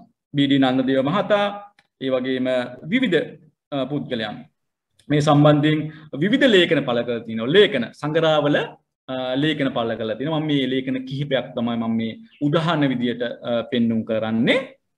ඉතින් ශ්‍රී ලංකාවේ 1897 ඉඳන් 2021 දක්වා වසර 124 කාලය තුල ග්‍රන්ථ දෙකයි ලියවෙන්නේ මේ විෂය සම්බන්ධයෙන්. ලිපි 72ක් මම හඳුනාගත්තා. සම්පූර්ණයෙන්ම ඒකට 74යි එකතුව. අවුරුදු 124. ඕස්ට්‍රේලියාවේ අවුරුදු 20ක් ඇතුළත ග්‍රන්ථ හා ලිපි 335ක් පළලා තියෙනවා මේ විෂය ශාස්ත්‍ර සම්බන්ධයෙන්. ඉතින් අපේ අධ්‍යයන පලාසය අපි මේ අධ්‍යයනයන් තුල ආදිමානුෂිකයන් සඳහා ලබා දීපු තැන මේකෙන් අපිට අඳුර ගන්න පුළුවන්. ශ්‍රී ලංකාවේ ආදිතම ජනාවාස නැත්නම් ප්‍රාග් ඓතිහාසික යුගය හා පූර්ව ඓතිහාසික යුගය පිළිබඳ පර්යේෂණ කරපු අපේ විද්වතුන් ගත්තොත් පී.පී. දර්ණියගල, සිරාන් දර්ණියගල, නිමල් පෙරේරා, ඩබ්ලිව්.ජී. විජේපාල, ගාමී අධිකාරී, රාජ් සෝමදේව මහතා ඇතුළු තවත් බොහෝ පර්යේෂකයින් ආදිමානවයන්ගේ වාසස්ථාන, තාක්ෂණය, අභිචාර විධි, මානව දේහය, වර්ණ භාවිතය පිළිබඳව යම් කරුණු, තාමත් ජීවුණු කරුණු, විද්‍යාත්මක කරුණු එළි දක්වලා තියෙනවා. නමුත් අපි මෙන්න මේ ආදිතම යුගයන් පිළිබඳව පරිශීලනය කළ මෙන්න මේ විශිෂ්ට ගානේ විද්වතුන්ගෙන් පී.පී. දරණීගල මහතා සහ රාජ් සෝමදේව මහතා පමණයි මෙන්න මේ ආදිමානව සිතුවම් කියන විෂය පිළිබඳව නැඹුරුතාවයක් දක්වලා ඒ සම්බන්ධයෙන් පරිශීලනය කරලා තියෙන්නේ. ඉතින් ශ්‍රී ලංකාවේ වැඩි ජනතාව කරපු පරිශීලන පිළිබඳව අපි සඳහන් කරන්න ඕනේ. මොකද මේක වැඩි චිත්‍ර පිළිබඳ කියලා යම්කිසි පාර්ශවයක් හඳුන්වනවා. ඉතින් ලංකාවේ වැඩි ජනතාව සම්බන්ධයෙන් මුල්ම සටහන ඉන්නේ රොබර්ට් නොක්ස් 1680 තමයි මේක රචනා කරන්නේ. and historical relation of the island of Ceylon 1680 තමයි මේක රචනා වෙන්නේ. ඒක තමයි පළවෙනි සටහන. මේ වගේ සටහන් ගණනාවක් ග්‍රන්ථ ගණනාවක් ශ්‍රී ලංකාවේ වැඩි ජනතාව සම්බන්ධයෙන් ලියවිලා තියෙනවා. ශ්‍රී ලංකාවේ වැඩි ජන පුරාණය, ආදිවාසී ජන සමාජය, වැඩි ජාතික මූර්තය, ලංකාවේ ලාංකීය ආදිවාසී ජන සමාජය, ලංකාවේ වැද්දෝ ආදි වශයෙන් ග්‍රන්ථ රාශියක් ලංකාවේ ආදිවාසීන් නැත්නම් වැඩි ජනතාව සම්බන්ධයෙන් පළ වෙලා තියෙනවා. ඉතින් මෙන්න මේ වැඩි ජනතාව ගැන කරපු මේ පරිශීලනවලදී මෙන්න මේ සිතුවම් සම්බන්ධයෙන් ආදි මානවීන් අඳින ලද මේ සිතුවම් සම්බන්ධයෙන් ඇත්තටම ඉඩ ලබා දෙන්නේ ඉතාමත්ම අල්ප වශයෙන් තමයි ඉඩ ලබා දෙන්නේ. මම උදාහරණයක් විදිහට කියන්නම්. ලාංකීය ආදිවාසී ජන සමාජය කියන කෘතිය 2011 දී තමයි මුද්‍රණය වෙන්නේ. ජයසේන හුරුලව මහතා තමයි මේ කෘතියේ රචකයා. ඉතින් ලාංකීය ආදිවාසීන් ගැන කතා කරන මේ කෘතියේ පිටු 328ක් තියෙනවා. මේකෙදි ආදිමානව සිතුවම් පිළිබඳ යම්කිසි සටහනක් දක්වන්න කතිකාවක් කරන්න මේ රචකයා මේ පරිශීලකයා වෙන් කරන්න පිටු 328න් පේලි 5ක් පමණයි. 140 පිටුවේ පේලි 5ක් වෙන් කරලා තියෙනවා. මෙන්න මෙහෙම ආදිවාසීන් චිත්‍රත් ඇඳලා තියෙනවා කියලා. ඉතින් අපිට ඒකෙන් තේරුම් ගන්න පුළුවන් අපේ ආදිවාසී සිතුවම් සම්බන්ධයෙන් පරිශීලන පරාසය කොහොමද කියලා තියෙන්නේ. නමුත් ද වැද්දාස් කෘති රචනා කරන සෙරික් මාං යුල වගේම ආදිවාසීන්ගේ කලාව කියන කෘති රචනා කරන දයානන්ද බිරගම මහතා යම්කිසි උත්සාහයක් ගන්නවා මෙන්න ආදිවාසී සිතුවම් සම්බන්ධයෙන් කතිකාවට ලක් කරන්න. ඒ වගේම ශ්‍රී ලංකාවේ චිත්‍ර කලාව පිළිබඳව පරිශීලනය කරපු විද්වතුන් ගැන සැලකුවොත් ඒ පරිශීලන ගැන සැලකුවොත් පැරණි සිංහල බිත්ති සිතුවම් 1964 දී පින් පෙන්නේ ආචාර්ය නන්දසේ විජේසේකර මහතාගේ ආචාර්ය නිබන්ධයේ මේකේ හැඳින්වීම විදි කියනවා. ඈත අතීතයේ සිට කිස්තු වර්ෂ 12 වෙනි සියවස තෙක් දිවයිනේ තනින් තන විසිරී නොනැසී පැවති ද එක්රැස් කොට සමස්තයක්සේ ඒකාබද්ධ කර මා මෙහි දක්වා ඇත කියලා. මුළු ලංකාවේම චිත්‍රකලා ඉතිහාසය ගැන තමයි මේ ග්‍රන්ථයේදී සඳහන් කරන්නේ. නමුත් ගැටලුව වන්නේ මේ ග්‍රන්ථයේදී මේ ආචාර්ය නිබන්ධයේදී ලංකාවේ ආදිමානව සිතුවම් සම්බන්ධයෙන් එකදු වචනයක්වත් සඳහන් වෙන්නේ නැහැ. ඊට පස්සේ පුරාතන ශ්‍රී ලංකාවේ චිත්‍රකලාව 2004 වසරේ මුද්‍රණය මහාචාර්ය මහින්ද සෝමතිලක විද්වතානම් මේ ග්‍රන්ථය පළ කරන්නේ. මේකේ ප්‍රධාන පරිච්ඡේද 8ක් තියෙනවා. මේ ආදිමානව සිතුවම් සම්බන්ධයෙන් කතිකාවත මේ ප්‍රධාන පරිච්ඡේද 8ට එකතු කරන්න එතුමා කැමැත්තක් දක්වන්නේ නැහැ. එතුමා මේක හැඳින්වීමේදී පමණයි මේ සම්බන්ධයෙන් ඉඩහසරක් වෙන් කරන්නේ. ඉතින් මෙන්න මේ ආකාරයෙන් තමයි අපේ ආදිමානව සිතුවම් සම්බන්ධයෙන් අධ්‍යයන පරාසය විහිදලා පවතින්නේ. ප්‍රාග්ෛතිහාසික පර්යේෂණ විද්වතුන්, ඊට පස්සේ වැදි ජනතාව ගැන පර්යේෂණය කරපු විද්වතුන්, ශ්‍රී ලංකාවේ චිත්‍ර කලාව ගැන පර්යේෂණය කරපු විද්වතුන් ඉතාම සුළු ප්‍රමාණයක් පමණයි ආදිමානව චිත්‍ර සම්බන්ධයෙන් අවධානයක් යොමු කරන්නේ. ඉතින් ආදිමානව සිතුවම් පිළිබඳ ගෝලීය අධ්‍යයන පරාසය සමග සංසන්දනය කරාට පස්සේ ශ්‍රී ලංකාවේම විශේෂ ශාස්ත්‍රය පුරාවිද්‍යාව වගේම කලා ඉතිහාසයේ අතිරේක හෝ අනු විෂයක් විදිහට තමයි වර්ධනය වෙන්නේ. ඒක අතිරේකව තමයි තියලා තියෙන්නේ. මොකද ඒකට හේතු කලාත්මක අගෙන් හීන නිර්මාණ විදිහට තමයි මේක ප්‍රචලිත වෙලා තියෙන්නේ. ඒ වගේම දියුණු තාක්ෂණයක් නැහැ කියලා තමයි මේක ප්‍රචලිත වෙලා තියෙන්නේ. විද්‍යාත්මක කාලීනයක් ලැබිලා නැහැ මේවට ගොඩක් දුරට. සම්භාව්‍ය සිතුවම් කලාවට තමයි වැඩි පිරිසක් අවධානය යොමු කරලා තියෙන්නේ. ඒ වගේම මේම සිතුවම් පිළිලා තියෙන දුෂ්කර ස්ථානවල. ඒ වගේමයි ආදිමානව සිතුවම් අධ්‍යයනය සඳහා නිසි මඟ පෙන්වීමක් නැහැ. සම්භාව්‍ය සිතුවම් කලාව සඳහා පමණයි නිසි මඟ පෙන්වීමක් තියෙන්නේ අධ්‍යයනය කිරීම සඳහා. ඉතින් මගේ හතරවෙනි සාකච්ඡාව ශ්‍රී ලංකාවේ ආදිමානව සිතුවම් කලාවේ උපයෝගීතාවය. අපේ ඉතිහාසය හදාරනකොට අපි ඉතිහාසය කියලා කතා කරන්නේ ලිඛිත මූලාශ්‍ර සටහන් භාවිතයෙන් අතීතය පිළිබඳව චිත්‍රයක් ගොඩනැගීම තමයි ඉතිහාසය කියලා කියන්නේ. දැන් පුරාවිද්‍යාවේදී අපි කරන්නේ භෞතික මූලාශ්‍ර භාවිතයෙන් අතීතය පිළිබඳව චිත්‍රයක් ගොඩනැගීම. ඉතින් මේ ආදිමානව චිත්‍ර කියන්නේ අතීතයේ ජීවත් වූ මිනිස්සු තමන්ගේ ජීවිත කතාව ඇඳපු චිත්‍ර. නමුත් අපි අපේ ඉතිහාසය ගොඩනගන්න මේ අතීතයේ මිනිස්සු ඇඳපු මෙන්න මේ චිත්‍ර උපයෝගී කරගන්නේ නැහැ. අපි ඉතිහාසය තුල හෝ වේවා පුරාවිද්‍යාව තුල හෝ වේවා මේ අතීතය අර්ථකථනය කරන්න, අතීතය ජීවමාන කරන්න ආදිමානව සිතුවම් වල තියෙන ඒ රූප සටහන් අපි උපයෝගී කරගෙන නැහැ තවමත්. මේක හරි ගැටලුවක්. ඊට පස්සේ පාහිංගලෙන් කැණීමෙන් අපිට හම්බ වෙනවා පහුගිය කාලේ වඩා ප්‍රචලිත වුණා ඒක විශිෂ්ට සොයා ගැනීම. ලෝකේ දුනු ඊතල භාවිතයෙන් සතුන් දඩයන් කිරීම පළවෙනි වට සිද්ධ වෙන්නේ ලංකාවෙන් කියලා. පාහිංගලෙන් තමයි ඒක සාධක ලැබුණේ. සත්ත්ව අස්ථි කොටස් විශ්ලේෂණය කිරීමෙන් තමයි ඒක අපි හඳුනාගත්තේ. නමුත් ලංකාවේ ආදිමාන සිතුවම් අතර ස්ථාන පහකින් අපිට හම්බ වෙනවා දුන්න අතීතයන් ඉන්න මානව රූප. බෝවත්තගල්ගේ, රජගල කන්දෙන්, පන්සල් කන්දෙන් මෙන්න මේ ස්ථාන වලින් අපිට හම්බ වෙනවා දුනු අතීතයන් ඉන්න මානව රූප. නමුත් අපි මෙන්න මේ ඉතිහාසය අර්ථකථනය කරන්න මෙන්න මේ සිතුවම් වලට කාලනිර්ණයක් දීලා විද්‍යාත්මක කාලනිර්ණයක් දීලා මේ සිතුවම් උකහාගෙන නැහැ අපේ ඉතිහාසය අර්ථ නිරූපණය කරන්න. අපි තාමත් ප්‍රාග්ෛතිහාසික යුගය, පූර්වායිතිහාසික යුගය ප්‍රතිනිර්මාණය කරන්න උත්සාහ කරන්නේ ගවේෂණ වලින් සහ කැණීම් වලින් හම්බෙන ශිලාමය වලින් අස්ථි කොටස් සහ ඒ අනිකුත් ද්‍රව්‍ය ටික පදනම් කරගෙන පමණයි. ඉතින් අපිට මේ සිතුවම් ටික කාලනිර්ණය කරගත්තොත් සමහර විට පාහිංගල ලෙනේ දුනු ඊතල පාවිච්චි කරලා ඒ සතුන් දඩයන් කරා කියන කාලෙට යන සිතුවම් මේ තියලා හම්බ වෙන්න පුළුවන්. ඒ අර්ථකථනය තවදුරටත් වර්ධනය කරගන්න පුළුවන්. අපේ සිතුවම් වල හම්බ වෙනවා දුනු ඊතල තියන් ඉන්න චිත්‍ර පහ. ඒ වගේම ශ්‍රී ලංකාවේ අලියතුන් මානව කටයුතු සඳහා භාවිත කිරීමේ ඉතිහාසය සොයලා බලනකොට මේ සම්බන්ධයෙන් මුල්ම සටහන අපිට හම් වෙන්නේ මහා වංශයේදී කියනවා විජය රජුට අගමෙහිසි වීම සඳහා මෙරටට පැමිණි පාණ්ඩ්‍ය රජුගේ දීනිය ඇතුළු පිරිස සමග තෑගි විදියට ඇතුන්ද ලංකාවට එවුවා. ඒක තමයි ලංකාවේ අලි ඇතුන් පාලනය පිළිබඳ අලි ඇතුන් හීලෑ කර ගැනීම සම්බන්ධයෙන් තියෙන පළවෙනි සටහන. ඒ කියන්නේ මේක ගත්තොත් කිෂ්තු පූර්වයට වඩා 6 වෙනි සියවස අදින් වසර 2600කට කලින්. ඒ වගේම දේවානම් පියතිස්ස රාජ සමයේදී අලි ඇතුන් පිළිබඳව චරින්චරී සඳහන් වෙනවා. ඉතින් අපිට අලි ඇතුන් හීලෑ කර ගැනීම සම්බන්ධයෙන් අපිට තියෙන්නේ වසර 2600ක ලිඛිත ඉතිහාසයක්. නමුත් අපේ ආදිමානව සිතුවම් අතර අපිට හම් වෙනවා ස්ථාන 10කින් අලි මත මානව රූප දක්වලා තියෙන අවස්ථා. ස්ථාන 10කින් එකේ දණකින් නෙමෙයි ස්ථාන 10කින්. පන්සල් කන්ද, උඹේගේ කන්දලේනේ ඇතගේ රූපයෙන් මත මානව රූප දිත්‍යයක් දක්වලා තියෙනවා. සංකපාලනේනේ හස්තයේ රූපේ මත මාන රූප ත්‍රිත්වයක් දක්වලා තියෙනවා. ඒ වගේම කිරිපකුණ හෙළ මේ වගේ ස්ථාන 10කින් හම්බ වෙනවා. ඉතින් අපිට ඉතිහාසය තවදුරටත් තව පිටිපස්සට අරගෙන යන්න පුළුවන්. මේක තවදුරටත් අර්ථ නිරූපණය කරගන්න පුළුවන්. මෙමෙ සිතුවම් තවදුරටත් විශ්ලේෂණය කරගත්තොත් විද්‍යාත්මක කාරණයක් දුන්නොත් අවුරුදු 2600 ඉක්මවා ගිය හස්තීන් පාලන හස්තීන් හීලා කර ගැනීම ඉතිහාසය උන අපිට අඳුර ගන්න පුළුවන්. විශාල උපයෝගීතාවයක් තියෙනවා මේ සිතුවම් වල. ඊට පස්සේ අපිට රත්නපුර විහෙරගල කන්ද ලෙනින් හම්බෙනවා ඉර සහ හඳ වෙනුවෙන් කරන යම්කිසි යාතු කර්මයක්. පූජා විදියක යම්කිසි ස්වරූපයක සිතුමක් හම්බෙනවා. මේ ලෙන කැණීම් කරලා නැහැ. මේ ලෙනින් අපිට ලෙනේ මතු පිට තැන්පත් වීම හම්බෙනවා ශිලාමිලම් ප්‍රාග්ගාතික ශිලාමේවල. සමහරට මේක ප්‍රාග්ගත සීමානවාගේ අභිචාර විද්‍යාවක් පෙන්වන්න කිරීමක් වෙන්න පුළුවන්.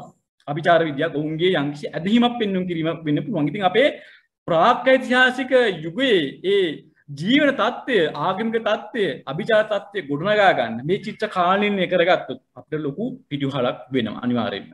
ඊට පස්සේ හබරකඩ වජිර හිමියා මම හිතන්නේ වර්තමානයේ ශ්‍රී ලංකාවේ අභිලේඛන සම්බන්ධයෙන් ඉන්න විශිෂ්ටතම විද්වතෙක් විදිහට හඳුනා ගන්න පුළුවන් ජානපද විශ්වවිද්‍යාලයේ මහාචාර්යවරයෙක් මහාචාර්ය කරුණාසේන හෙට්ටිආරච්චි ගුරු පියාණන් මගේ ගුරු පියාණන්. ඉතින් එතුමා නම් ලිපියක් රචනා කරලා තියෙනවා ප්‍රාග්ගාතික ගුහා සිතුවම් ආශ්‍රයෙන් බිහි වූ සිංහල අක්ෂර මාලාව කියලා. අපේ බොහෝ මතයේ තිබුණේ අපිට අක්ෂර මාලාවේ කිෂ්ඨපූර්ව තුන්වෙනි සියවසේ මහින්දාගමනය සමග. නමුත් අනුරාධපුර ඇතුළුනට ගෙඩිගේ ගැනීමෙන් අපිට තහවුරු වුණා කිෂ්ඨපූර්ව 800ත් 600ත් අතර කාල වෙනකොටත් අපේ රටේ අක්ෂර පාවිච්චි වුණා කියලා. එහෙනම් මේ අක්ෂර මාලාව නිර්මාණය වුණේ කොහොමද? ඉතින් ඒකට හරි අපූර්ව තර්කයක් ඉදිරිපත් කළා තියෙනවා මේ හබරකඩ වජිර හිමියන් ප්‍රාග්ගත සිතුවම් ආශ්‍රයෙන් තමයි මේ අක්ෂර මාලාව බිහුනේ කියලා. ඒකට මේක හරි උපයෝගීතාවයක් තියෙනවා. මේ සම්බන්ධයෙන් තව පරිශන කළ යුතුයි අපි. ඊට පස්සේ ගෝලීය වශයෙන් මේකේ අපේ රටේ තියෙන මේ ආදිමානව සිතුවම් වල උපයෝගීතාවය කතා කරොත් සංකපාල ලෙනින් හම්බෙන හස්තයෙන් මත මාන රූප තිත්තය. ඉන්දියාවේ නාර්යාවලි ප්‍රදේශයෙන් හම්බෙන හස්තයෙන් මත මාන රූප 5ක් තියෙන රූපයක්. ඉතින් මේ රූප මේ අපේ ආදිමානව චිත්‍ර මෙන්න මේ ගෝලීය සංසන්දනයක් කරන්න ඕනේ. ගෝලීය පරිශන සඳහා අපි මේව විවෘත කරන්න ඕනේ. ඊට පස්සේ වෙහෙරගල ලෙනේ හම්බෙනවා සත්ව මවක් සහ ඇගේ පැටවුන් කෙලිලුන් ගත කරන ආකාරයේ චිත්‍රයක්. ඉතින් අපිට ඕස්ට්‍රේලියාවෙන් හම්බෙනවා ඒ වගේම චිත්‍රයක් සත්තු මවස් ඇගේ පැටවුන් එකට ඉන්න රූපයක්. මේවයි තියෙනවා දෘශ්‍ය සමානකම්. ඊට පස්සේ වෙහෙරගල ලෙනින් හම්බෙනවා සතෙක් දඩයන් කරගෙන මානවයෝ 3 දෙනෙක් ඒ සතාව උඩින් තියාගෙන කරේ තියාගෙන එන සිතුවමක්. ඉතින් මේ වගේම රූපයක් අපිට හම්බෙනවා. ඒක නම් කරලා තියෙන්නේ ෆීමේල් හන්ටර් කියලා. ඉන්දියාවේ පෙට්ස් වලින් හම්බෙන්නේ කාන්තාව 3 දෙනෙක් සතෙක්ව දඩයන් කරගෙන කරේ තියාගෙන එනවා. ඒ දුෂ්ට රූපයමයි අපේ ලංකාවේ තියෙන්නේ. ඊට පස්සේ හක්බෙලි කන්දෙන් අපිට හම්බෙනවා සහ කොණ්ඩගලින් අපිට හම්බෙනවා සික්සැක් සටහන් පාසාන සිරුම් සිතුවම්. ඉන්දියාවේ කේරළේ තෙම්මලයින් වලින් අපිට හම්බෙනවා ඒ වගේම සික්සැක් සටහන්. මේවා දුෂ්ට සමානකම්.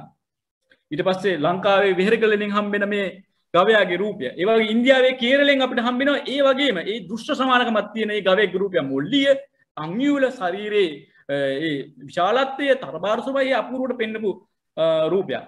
ඊට පස්සේ මල්ගුල් මහ විහාරයෙන් කුරුංගලංගන ලෙනෙන් ඊට පස්සේ හෙනන් ලේඛනෙන් අපිට හම්බෙනවා අත්ලස් සටහන් හෑන්ඩ් ප්‍රින්ට්. ඕස්ට්‍රේලියාවේ උතුරු ප්‍රදේශයේ අපිට වටක්ටා නැෂනල් පාර්ක් එකෙන් හම්බෙනවා ඒ වගේ අත්ලස් සටහන් තියපු ස්ථාන. ඒ වගේම ටැස්මේනියාවෙන් අපිට හම්බෙනවා ඒ වගේ අත්ලස් සටහන් තියෙන රූප. මේවා දෘශ්‍ය සමානකම්. ඉතින් මම කියන්නේ මේවා මේ අපේ ආදිමානව සිතුවම් මේ ගෝලීය වශයෙන් වැදගත්. මේ ගෝලීය උපයෝගී කරගන්න ඕනේ මේ ආදිමානව සිතුවම් අපි අධ්‍යයනය කිරීම සඳහා. මේවා අපි ගෝලීය පරිශීලන සඳහා නිදහස් කරන්න ඕනේ. ඒ ගෝලීය පරිශීලන ආරාධනා කරනවා. මේ අපේ රටේ තියෙනවා. නමුත් අපේ තාම එහෙම වෙලා නැහැ ආදිමානව සිතුවම් සම්බන්ධයෙන්. ඉතින් රොක්කාට් ඇත්තටම ඩේට් කරන්න පුළුවන් මේ ආදිමානව සිතුවම්. මේ සම්බන්ධයෙන් පරිශීලන ලිපියක් රචනා කරනවා Journal of Archaeology Science සංග්‍රහය 2002 වර්ෂයේදී Robert D Benedict The Dating of Rock Art critique කියලා. ඒකෙදි සාම්ප්‍රදායික ක්‍රම වගේම විද්‍යාත්මකම රාශියක් ඔහු හඳුන්වලා දීලා තියෙනවා මේ සම්බන්ධයෙන්. ඉතින් මේ සිතුවම් අවදානක් යොමු නොවීම නිසා විශාල වශයෙන් විනාශ වීම පවත. මේ තියෙන්නේ රත්නපුරේ විහෙර කන්දලේන ඉහළින් වතුර පාරක් ගලා ගැනීම නිසා සිතුවම් සම්පූර්ණයෙන්ම විනාශ වෙලා තියෙනවා. මේ තියෙන්නේ ඒ වගේම ලේන පෙඳ බැඳීම නිසා විනාශ වෙලා තියෙනවා. ඉතින් ලංකාවේ ආදිමානව සිතුවම් ඇත්තම නිර්මාණාත්මක ගුණාංග වලින් යුක්තයි. තාක්ෂණික විවිධත්වයක් තියෙනවා. ඓතිහාසික උගයත් එක්ක බැඳියාවක් තියෙනවා. ස්ථාන කිහිපයක් හරි විද්‍යාත්මකව අපි කාණිනය කරන්න ඕනේ. දේශීය පරිශ්‍රය තව පුළුල් වෙන්න ඕනේ. අතීත සමාජයන් හදාගන්න අපිට මූලාශ්‍රයක් විදිහට පාවිච්චි කරන්න පුළුවන්. ඒ වගේමයි අපි මේවා සංරක්ෂණය කරන්න. මේවා විනාශ වෙමින් පවතින අවදානයක් කොම් වෙලා නැහැ අපේ අතින්. ඒ වගේමයි අධ්‍යයනය සඳහා වෙනම ඒකකයක් අපි පිහිටවන්න ඕනේ. මේ ආදිමානව සිතුවම් සම්බන්ධව ස්ථාන 95කින් මේ වෙනකොට වාර්තා වෙලා තියෙන හින්දා. ඉතින් ආදිමාන සිතුවම් කලාවේ වැදගත්කම කැටි කරපු දේශනයක් තමයි මම ඉදිරිපත් කරේ. මගේ දේශන කාල සීමාව මතක් ඉක්මවා ගියා. මගේ දේශනේ අවසానයි. සියලු දෙනාටම දේශනෙට සම්බන්ධ වුණු සියලු දෙනාටම මම ස්තුතිවන්ත වෙනවා. බොහොමත්ම ස්තුතියි උදේනි.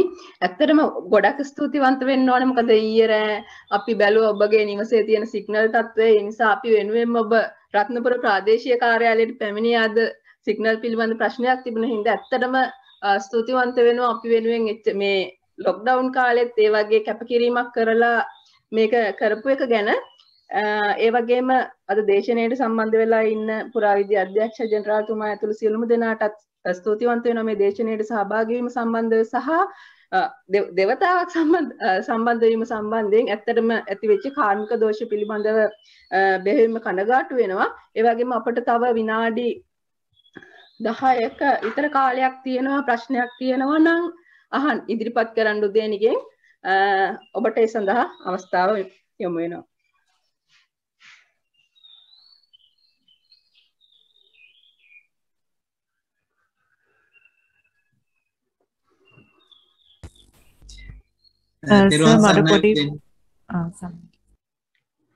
තෙරුවන් සරණයි උදේනි මහත්මයා.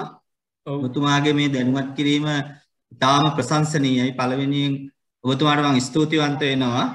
ඒ වගේම මම ස්තුතිවන්ත වෙනවා මේ අවස්ථාව අපිට සම්බන්ධ කළේ පුරාවිද්‍යා අධ්‍යක්ෂක ජෙනරාල්තුමා. අපේ අනුර මනතුංග මහත්මයා මහාචාර්යතුමා. එතුමාටත් මම ස්තුතිවන්ත වෙනවා අපිට මේකට සම්බන්ධ වෙන්න අවස්ථාව සලසලා දුන්නට.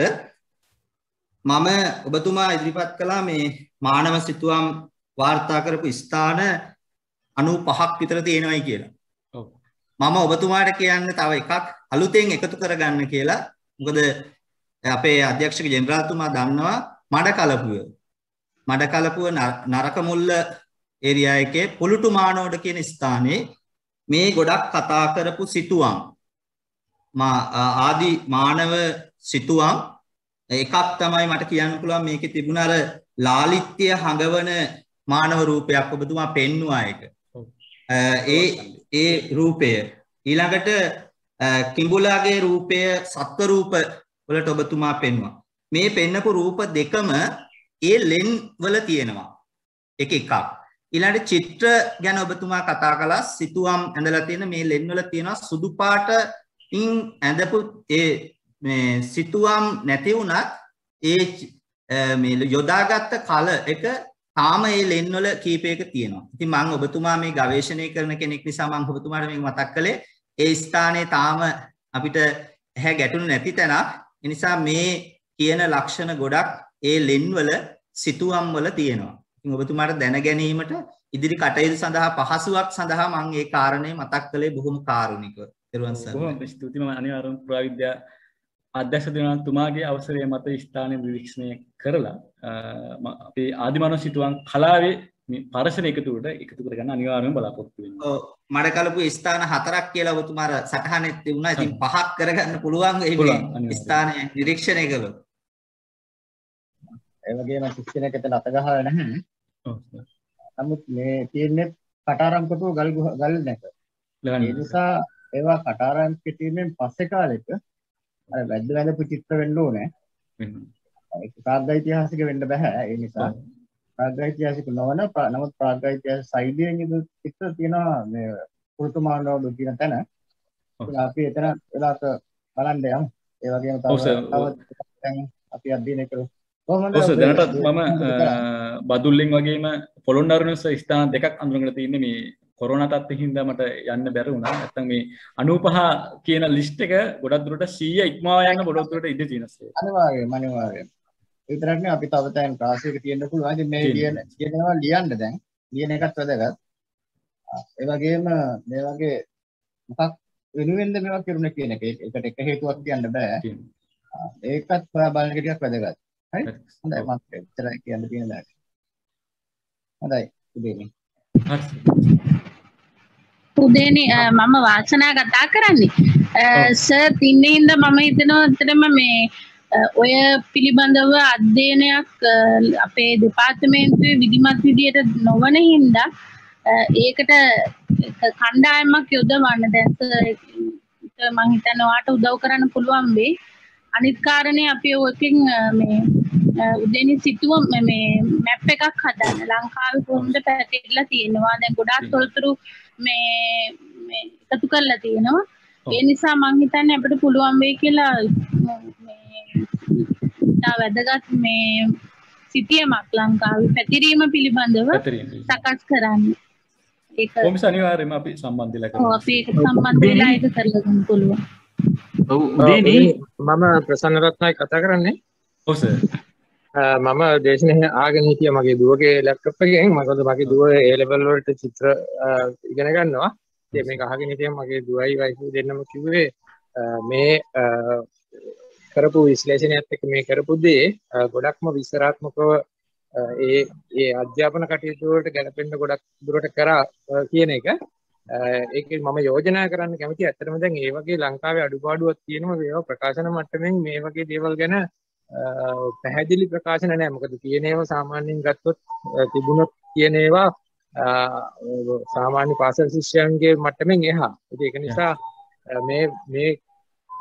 මේක තව මට මේ කරපු ටිකට වඩා තව ගොඩක් තොරතුරු තියෙනවා. අර වාසනා කිව්වා වගේ මේක මැච් කරලා තව ඒ තියෙන තැන් එක්ක අර විදිහේ ප්‍රකාශනය කර යන්න පුළුවන් නම් මම හිතන්නේ ඒක අපිට දීර්ඝ කාලීනව වටිනවා. දෙපාර්තමේන්තු ප්‍රකාශනයක් හැටියට මම හිතන්නේ මේ දේවල් ගොනු කරගලා මුද්‍රණය කරනවා. ඇත්තටම මේ ඒක තමයි ගොඩක් වටින්නේ.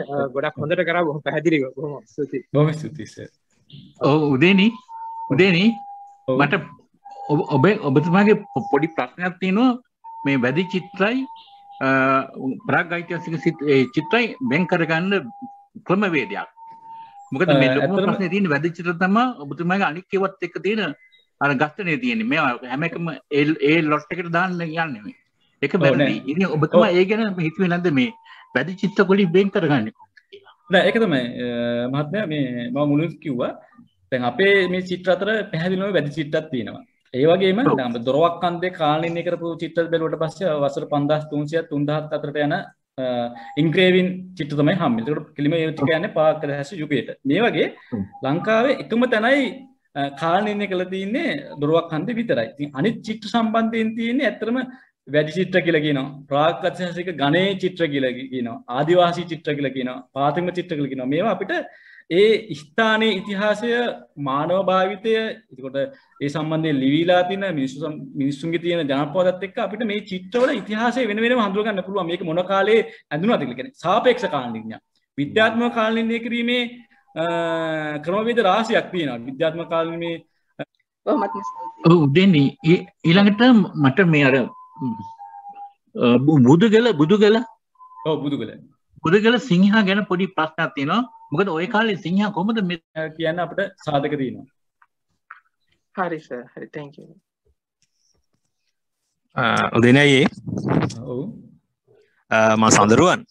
චිත්තක. මේ අයියට සුබපතනවා පළවෙනි අවස්ථාවෙම. මේ මත් අහගෙන හිටියා මුලින් ඉඳන්ම මටත් ඔය ගැටලුව මේ මගෙන් ආයෙකින් අහන්න උමනාවක් තිබුණා බුදුගල ඔය ගැටලුව. මත් ඔය උත්තරේම තමයි හදාගෙන හිටියක වෙන්නේ නැති කියලා. මේ අයිය මම තව ටිකක් එකතු කරන්න පොඩ්ඩක් මේ හිතුවා මේ අපිට දැන් අර මමත් ආටිකල් දෙකක් විතර ලියලා තියෙනවා ඔය සම්බන්ධයෙන්. අර තරුලෙන්ගල් හුලන්නුගේ එකේ මම ඔය ලියනකොට එක තැනක මම මේව කරගත්තා මේ. ඒක මට හැදිච්ච දෙයක්. සමහර වෙලාවට ඒ ගුහා ශේෂ්ත්‍රවල ඇඳලා තියෙන සිතුවම් ඒ ප්‍රාදේශීයව හිටපු දැන් අපි කිව්වොත් එimhe වැද්දෝ කියලා හිතුවොත් එimhe මේ වැද්දොත් එක්ක සම්බන්ධතා දක්වපු සත්ත්ව කොට්ටාශම නේද කියන කාරණාව පිළිබඳව පොඩ්ඩක් මේ මට නිකන් අවධානයක් ගියා. ඒ කියන්නේ මොකද දැන් අපි දකින සත්ත්ව රූප හැම එකක්ම අපට හුරු ඒවා. අනිත් එක අපි ප්‍රාග් ඓතිහාසික ආහාර රටාව ගැන බලනකොටත් ඔය කියන සත්ව ආහාරයට අරන් තියෙනවා.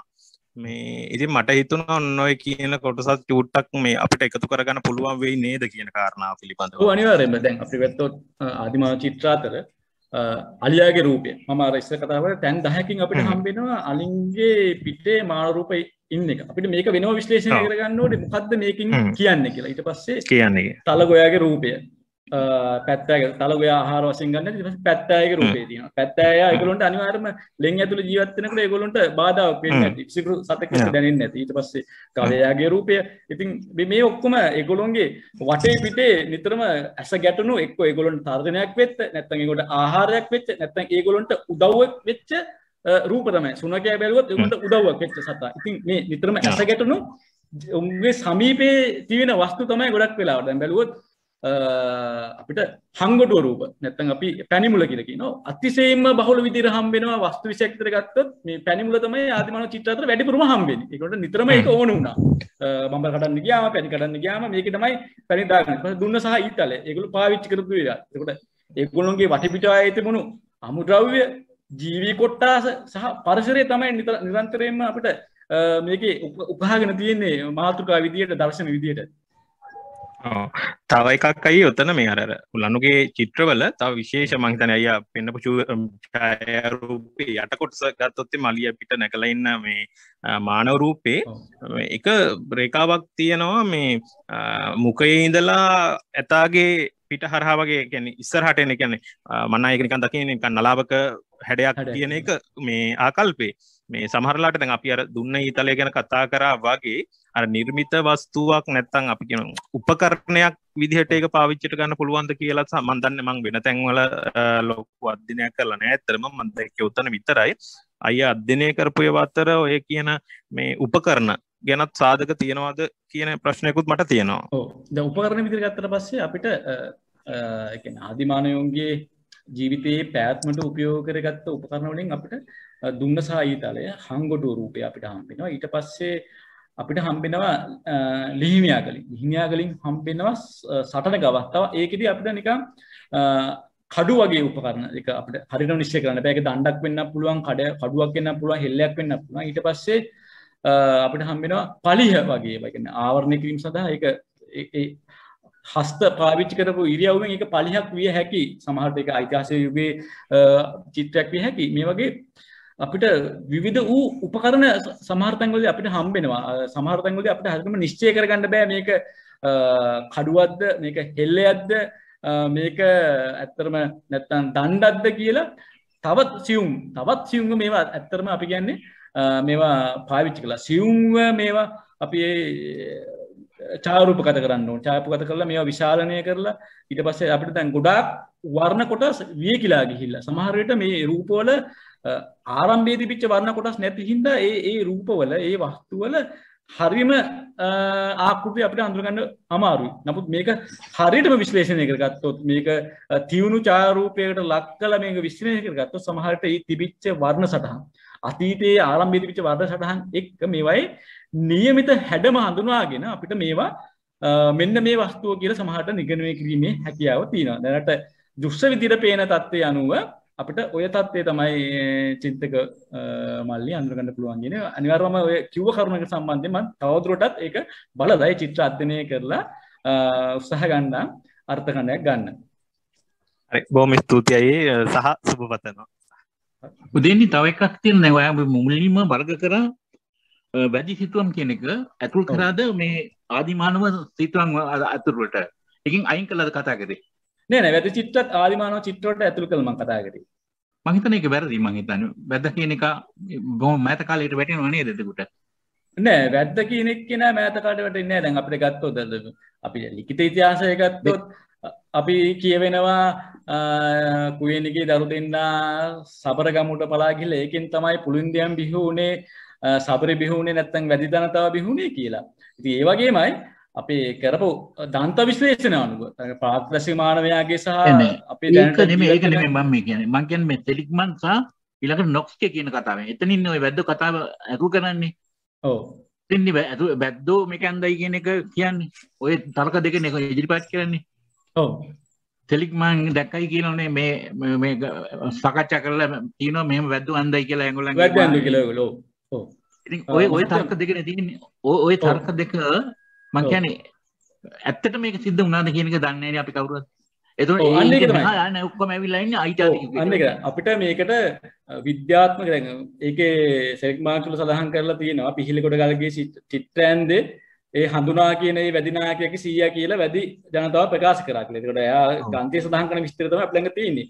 අපිට සාපේක්ෂ විස්තර සහ ජනප්‍රවාහගත විස්තර සහ ඓතිහාසික විදිහ අපේ දැන් යටත් විද සමයේදී මේ පරිශීලන ලියපු තොරතුරු වලින් තමයි අපිට යම්කිසි ස්ථානවල මෙන්න මේ කාලේ චිත්‍රන් ඉන්න පුළුවන් කියලා යම්කිසි සාපේක්ෂ කාලනියක් දෙන්න පුළුවන් ඉන්නේ. අපිට ඒකට ඒවා අතිශය විශ්වසනීය ලෙස පිළිගන්න අමාරුයි. ඉතින් විද්‍යාත්මක කාලනියක් නැතුව අපිට අමාරුයි මෙන්න මේ තැන්වල තියෙන වැඩි චිත්‍ර, මෙන්න මේ තැන්වල තියෙන ප්‍රාග්චාරික චිත්‍ර, මෙන්න මේ තැන්වල තියෙන චිත්‍ර ඓතිහාසික යුගයේ චිත්‍ර කියලා හරියටම කියන අපිට සංකේත මත ඒ ස්ථානයේ ඉතිහාසය සම්බන්ධයෙන් ලියවිලා තියෙන මූලාශ්‍ර මත ජනශ්‍රුතිය මත තමයි දැන් තීරණය කරන්න වෙලා තියෙන්නේ සහ ඒවයේ ලිනේ ස්වභාවය මත අනුව තමයි කටාරම් කොට පුලේ නැද්ද ස්වභාවික නැද්ද ඒ දේවල් අනුව තමයි අපිට කාලනිර්ණය කරන්න වෙලා තියෙන්නේ සාපේක්ෂව මේවා ඓතිහාසික යුගයේ වෙන්නේ නැති කටාරම් කොටපු නිසා මේවා ඓතිහාසික වෙන්නේ නැති මේකේ ස්වභාවික ලෙනක් නිසා මේක ඊට පූර්වයේ වෙන්නේ නැති කියලා සහ වැඩි ජනතාව වැඩි වශයෙන් වාසය කරපු බින්තැන්න ප්‍රදේශයෙන් හම්බුන නිසා මේවා වැඩි ජනතාව අඳින්නේ නැති කියලා අපිට තියෙන්නේ සාපේක්ෂව කාලිනයක් විතරයි. ඉතින් පොදුවේ වැඩි චිත්‍ර කියලාත් මේවා පරිශයෙන් හඳුන්වනවා. ඉතින් මම ඒකයි කිව්වේ මේවා අපිට මේවා වැඩි චිත්‍ර කියලා. මේ තැන්වල තියෙන වැඩි චිත්‍ර කියලා ස්ථිර නිගමනයට එන්න අමාරු හින්දා තමයි මම පොදුවේ මේ චිත්‍රවලට පොදු නාමකරණයක් කරේ අපි ආදිමානව සිතුවම් කියන නාමය පාවිච්චි කරමු. අපි මේක ස්ථිරව මේවා කාලිනය කරලා මේවට ස්ථිර කාලිනයක් ලබා දෙන්න. මොකද නැත්නම් නාමකරණ කිහිපයක්ම තියෙනවා මේ සම්බන්ධයෙන්.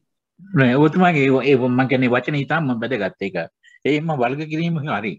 මොකද මේ ඔය ඔක්කොම එකම කතාව එක එකට වර්ග කරලා යන්නේ. එහෙම නෙමෙයි. ඔක ආදිමානව වීම තමයි හිතාම නිවැරදි වචනේ මම හිතන්නේ. ඔය ඊළඟට දල වශයෙන් ඔබතුමාට හිතෙනවද කොයි කාලෙද ඔය ඇති වෙනවයි කියලා ඔය කියන සිතුවම් සියල්ල. සිතුවම් සියල්ල කියන්නේ ඔව් දැන් අපේ ප්‍රාග්ඥාතිශාස්ත්‍ර යුගයේ සම්බන්ධයෙන් කරු පරීක්ෂණවලදී වසර 31000කට කලින් පාහියෙන් වලින් හම්බෙන මිනිස් හිස් කබලේ ගාලා තිනවා ගුරුගල් පාට. ඊට පස්සේ අලවල ලෙනින් හම්බෙන මිනිස් හිස් කබල කොටස් වල ගාලා තිනවා ගුරුගල් පාට. රාවණ ඇල්ලෙන් හම්බෙන මිනිස් හිස් කබලේ ගාලා තිනවා ගුරුගල් පාට. කූරුගල වලින් හම්බෙනවා අපිට ගුරුගල් කොටස්. එතකොට ප්‍රාග්ඥාතිශාස්ත්‍රික තැන්පතු වලින් මෙන්න මේ වර්ණකේ හම්බෙනවා. ඉතින් අපිට ශිලාමය වලින් තරහා ගැනීමේ තාක්ෂණයක් තිබුණා නම් අපිට ලෝකයේ මුල්ම පාට දුනු වීතල පාවිච්චි කිරීමේ තාක්ෂණයක් තිබුණා නම් අපිට ඇයි හිතන්න බැරි වර්ණත් හදාගන්න දැනගෙන හිටියනම් ප්‍රාග්ඥාතික මානවයා චිත්‍ර අඳින්න දැනන් හිටියේ නෑ කියලා අපිට තර්ක කරන්න අමාරුයි. නමුත් වෙලා තියෙන්නේ අපේ ප්‍රාග්ඥාතික යුගය හදාරනකොට ගොඩනගනකොට තාමත් කැනින් පස් ස්තර මත සහ ඒ පස් ස්තර වලින් හම්බෙන ශිලාමය වලින් මත අස්ථි සැකිලි මත සත්ත්ව අවශේෂ මතම පමණයි ඒ ඉතිහාසය ගොඩනගන්න උත්සාහ කරන්නේ. අපේ ඒ පරීක්ෂණ තුලදී තාම උත්සාහ ගන්න ඒ මානවයා චිත්‍ර අඳින්න දැනන් ඉන්න ඇති කියලා තාම විශ්වාස කරන්න පෙළඹෙන්නේ අපේ විද්වතුන් ප්‍රාග්ඥාතික යුගය ගැන පරීක්ෂණ කරන අවස්ථාවලදී වුණා. ඉතින් වර්ණ භාගය පිළිබඳව දැනුම දීලා තියෙනවා. ඔව් අකමැති බවක් තමයි එකෙන් පේන්නේ. මේ කියන්නේ ඇත්ත වශයෙන්ම මම හිතන්නේ වැදගත් ඒක. මේ කියන්නේ සෙබී යුතු කාරණයක් සම්බන්ධයෙන්. ඔව් මම හිතන්නේ ඔබතුමා කියන කාරණයට මම එකඟ වෙනවා. ඔව් ඔබතුමාගේ දේශනේ මම හිතන්නේ වැදගත් කියලා සලකනවා බොහොම ස්තුතියි. හෙලෝ. ඔව් මිස්. හෙලෝ උදේනි මහත්මයා මම ඇනා ඩි සිල්වා කොළඹින් කතා කරන්නේ. ඔව්. බොහොම ස්තුතියි. තාමත් වැදගත්. ඒ වගේම හරිම රසවත් විස්තරාත්මක ඔබගේ ප්‍රසන්ටේෂන් එක. මගේ සජෙෂන් එක තමයි දැන් කලින් කතා කරපු අනුර මනතුංග සහ ඒ කණ්ඩායමේ කවුරු හරි මැඩම් කෙනෙකුත් කතා කරලා යෝජනාවක් ගෙනාව මේවා අපි තව ඉදිරියටත් ගෙන යා යුතුයි කියලා. මොකද ගොඩක් දේවල් කෙරිලා නැති නිසා මේ සම්බන්ධයෙන් අනුර සර් තාම ඉන්නවද කියලා මට පේන්නේ නැහැ. මගේ ගුරුවරයෙක් ඇත්තටම බොහොම සතුටුයි ඒ ගැන කියන්නේ. මේ දැන් මම පාසල් ශිෂ්‍යයෙකුත් නෙමෙයි මම යුනිවර්සිටි ළමයෙකුත් නෙමෙයි මම විශ්‍රාමික ගුරුවරියක්. ඉංග්‍රීසි සහ සිංහල භාෂාව දෙකම මට පුළුවන්. ඉතින් ඒ වගේම ඔය වගේ වැඩ කටයුතු වලට මම කැමතියි. මම පුරා විද්‍යාවක් විෂයක් විදිහට කරා සිංහල සහ ඉංග්‍රීසි ඇතුළුව කැලණිය යුනිවර්සිටි එකෙන්. කොහොමද මම සම්බන්ධ වෙන්න කැමති නම් මේ වගේ කාර්යයකට එහෙම මොකක් හරි අවස්ථාවක් අපි වගේ වයසක අයට තියෙනවද?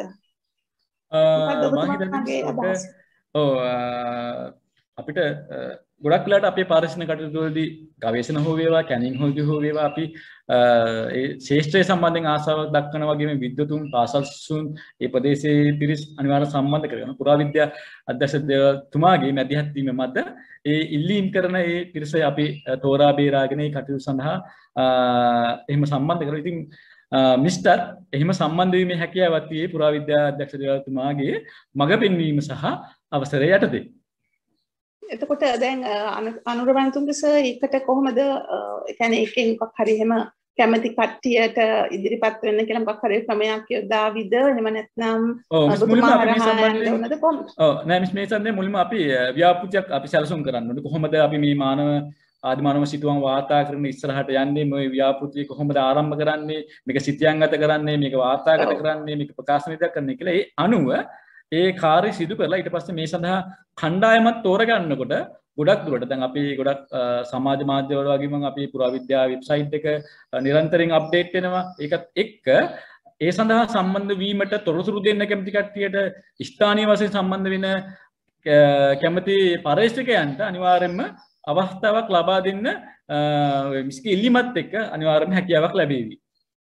මගේ රික්වෙස්ට් එක එවන්න ඕනේ එතකොට ඔබතුමාටද නැත්නම් අනුර නෑ පුරාවිද්‍යා අධ්‍යක්ෂකතුමා වෙත යොමු කරා නම් ඒක සාර්ථක වීම. හරි බොහොම ස්තුතියි. තමයි සාර්ථකයි. thank you so much. බොහොම ස්තුතියි. උදේට මහත්මයා බොහොම ස්තුතියි දේශනාවට බොහොම වැදගත් කරුණු මේ රාශියක් අපි ඉගෙන ගත්තා. පුළුවන් නම් තවදුරටත් මේ මතුපිට කැටයම් කරලා ඉවර වෙලා චිත්‍ර ඇඳීම පිළිබඳ ඒ සම්බන්ධයෙන්ොත් විස්තර මේ කරොත් හිම තවදුරටත් වටි කියලා වෙලා හිතනවා. ඔව් ඒ කියන්නේ මේ මම හිතන්නේ එන්ග්‍රේවින්ස් ඒ කියන්නේ පාෂාණ එන්ග්‍රේවින්ස් අන්න පාෂාණ සූරල කරපු චිත්‍ර. ඔව් අපිට කොණ්ඩේකල බුදුකල ඌරා කන්දලෙන හක්බෙලි කන්දලෙන අපිට ස්ථාන ගණනාවකින් හම්බ වෙනවා. ඉතින් අපිට ඒවත් කාලීනය කරන්න පුළුවන් පාසාවල දුරතාවය මත කාලීනය කිරීමේ හැකියාවක් තියෙනවා. ඉතින් අපිට විශේෂයෙන්ම කොණ්ඩගල සිතුවම් ගොඩාක් දුරට ගන්ත පරිශ්‍රගත රාශියකදී පරිශ්‍ර ලිපි රාශියකදී කොණ්ඩගල සිතුවම් හක්බෙලි කන්ද ඒ පාෂාණ චීරුම් සිතුවම් අපිට ගොඩාක් දුරට සහ දොරවක් කන්ද අපිට වැදගත් මිස්ථාන තමයි දොරවක් කන්ද විතරයි අපේ විද්‍යාත්මකව කාලරින්යක් ලැබුණු එකම ආදිමානව සිතුවම් සහිත ස්ථානය එතන එන්ග්‍රේවින් සයිට් එකක්. එතන පස් තැන්පතු මත තමයි චිත්‍රවලට කාලරින්යක් ලබා දෙන්නේ. වසර 3000 5300 අතරට මේ සිතුවම් යන්න පුළුවන් කියලා. ඉතින් අන්න ඒ අනුව අපිට නිගමනය කරන්න පුළුවන් මෙන්න මේ එන්ග්‍රේවින් සිතුවම් ප්‍රාකෘතික යුගයේ මානවයා අපේ මානවයා දැන සිටියා සහ උන්ට නිර්මාණය කිරීමේ හැකියාව තිබුණා කියලා. මොකද අපේ මානවයා අපේ ප්‍රාකෘතික මානවයාට බලංගොඩ මානවයාට සිලා මෙවලම් සුද්ධ සිලා මෙවලම් හදාගන්න නැත්තම් ඊට වඩා මහපුලිති ඊට වඩා තියුණු ආයුධ හදාගන්න හෙල්ලේ තුඩට ඊතරේ තුඩට අමුණ ගන්න පුළුවන් ආයුධ හදාගන්න පාසාන පාවිච්චි කළ ආයුධ හදාගැනීමේ තාක්ෂණය තිබිලා තියෙනවා. ඉතින් එහෙම එකේ ගලක් සූරලා සිතුවම් ඇඳීමේ තාක්ෂණය ඔවුන් නොදැන සිටියා කියලා කියන්න අමාරුයි. සහ අපිට විද්‍යාත්මක කාලයක් ලැබිලා තියෙනවා පැහැදිලිම දොරවක් කන්දෙන් මේ සිතුවම් ප්‍රාග්ගත යුගයට ආසන්න වෙනවා කියලා යනවා කියලා. ඉතින් ඒ අනුව අපිට එන්ග්‍රේවින් සිතුවම් ගත්තට පස්සේ අපිට ඒ මත පිහිටලා වුණා. ඒ මත පිහිටලා අපිට සාපේක්ෂ කාලීනය ලබා දෙන්න පුළුවන් අපේ රටේ අනික් තැන් වලින් හම්බෙන එන්ග්‍රේවින් සිතුවම් වලට. උදේනි මහත්මයා මම හාමුදුරුවෝ කතා කරන්නේ මුලින් කතා කළේ මට මේ WhatsApp නම්බර එක දෙනවද මේ ඔබතුමාට මට එවන්න පුළුවන් අර සිතුවම් චිත් මාගාව තියෙන ෆොටෝ බලන්න නිකන්. ඉදිරියට ඔබතුමාගේ කටයුතු වල හරි අපේ හැමදෙරම මම මේ WhatsApp නම්බරය අපේ හැමදෙරෝ ලියා ගන්නවද මේ අවස්ථාවේදී? ඔව් ලියා ගන්න. දැන් කියන්න. අපේ හැමදෙරේ 071යි. ඔව් 889යි 889යි 1778 1778 හරි උදේ. මම මේක දාන්නම් ඔබතුමාට අපිට මේක ඉදිරියට කරන්න ඕනේ මේක සැඟවිච්ච තැනක් ඒකයි. බොහොම ස්තුතියි. හරි.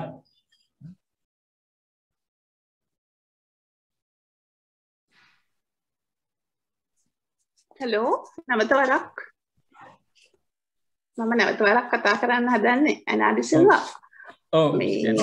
ඔව් අර එක සැරයක් කියවුණා වගේ අධ්‍යයනයක් සඳහා මේ පිළිබඳව විධිමත් අධ්‍යයනයක් සඳහා මේ ජයවර්ධනපුර යුනිවර්සිටි එකෙන් හරි කැලණි යුනිවර්සිටි එකෙන් හරි එහෙම ප්‍රෝග්‍රෑම් එකක් ඩිපාර්ට්මන්ට් එකෙන් උනත් කමක් නෑ ආකියොලොජි ඩිපාර්ට්මන්ට් එකෙන් උනත් අනුර සර්ුත් ඉන්නවා මට පේනවා සර්ගෙනුත් එක්ක අහන්නේ මේ එහෙම දෙයක් පටන් ගන්න පුළුවන්ද කියලා. මොකද අපි තාමත් කැමැත්තෙන් මම විශේෂයෙන්ම තාමත් කැමැත්තෙන් ඉන්නවා එහෙම දෙයක් පටන් ගන්නවා නම් හවුල් වෙන්න.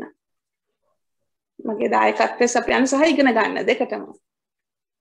Thank you. අනුර සර් ඉන්නවද? අනුර සර් මම දැක්කා.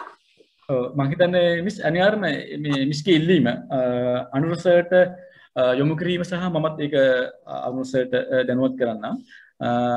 මේක සම්බන්ධයෙන් අපි ව්‍යාපෘතියක් සකස් කරලා ඒ ව්‍යාපෘතිය කොහොමද ඉස්සරහට කරගෙන යන්නේ ඒ සම්බන්ධයෙන් අපි ව්‍යාපෘති චලසුම සකස් කිරීමෙන් අනතුරුව ඒ කණ්ඩායම කොහොමද සකසා ගන්න එකකින් සම්බන්ධී කතිකාවතේදී නිසිගේ ඉල්ලීමත් අනිවාර්යයෙන් මේකද අපි යොමු කරන්න ඒ කණ්ඩායම සකස් කර ගැනීමේදී සම්පත්දායකාවක් විදියට දායක කරගන්න පරිශීක විදියට දායක කරගන්න මිස්ටර් ඒ සම්බන්ධයෙන් ලොකු උනන්දුවක් කැමැත්තක් තියෙන බව මිස්ගේ මේ දෙවෙනි සටහන රූපේන අනිවාර්යයෙන්ම මිස් සම්බන්ධයෙන් මමත් ඒ අනුර සර්ට ඒ දැනුවත් කිරීම කරන්න. දෙන්නේ හරි මම මට දැන් කතා කරන්න පුළුවන්.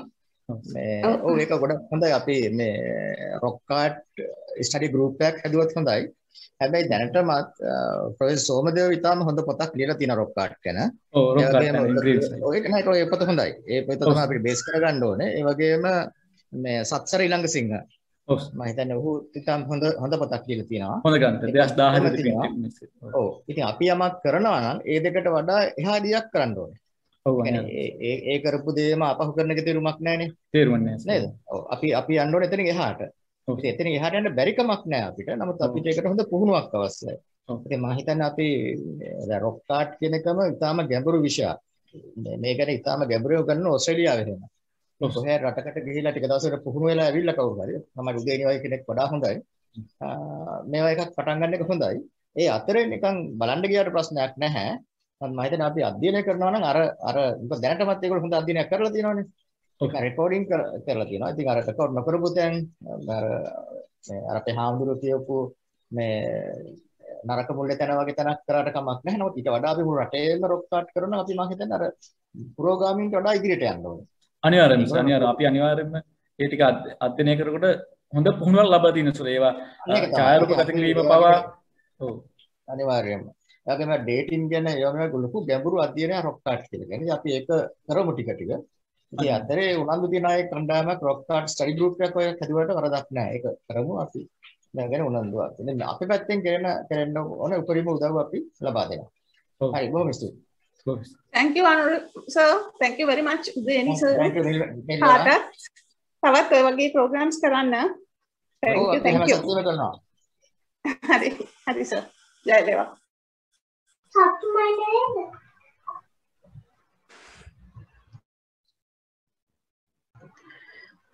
වෙනනම් අපේ ගැටලු නෑ වගේ පේන්නේ උදේනි.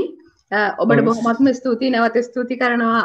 ඔබ නැවත අපි වෙනුවෙන් මම ඇත්තටම මහන්සි වුණා ප්‍රාදේශීය කාර්යාලයට මට ඇත්තටම වෙන්න කියන්න මොකද්ද වගේ හිතුණා. ඇත්තටම ඔබ අප වෙනුවෙන් ඒ කැපකිරීම කරලා දේශනයේට සහභාගී වුණ ගැන දේශනේ ඉදිරිපත් කිරීම ගැන ඇත්තටම සතුටුයි. ඔබට ඇත්තටම සුබ පතනවා. ඒ වගේම ඔබට බොහොමත්ම ස්තුතියි. ඒ වගේම සම්බන්ධ වුණ අයටත් ස්තුතියි. එහෙනම් අපේ දේශන වාරය මෙතනින් අවසන් කරනවා. ඊළඟ දේශනයට ඔබ සැමටම ආරාධනා කරන බොහොමත්ම ස්තුතියි.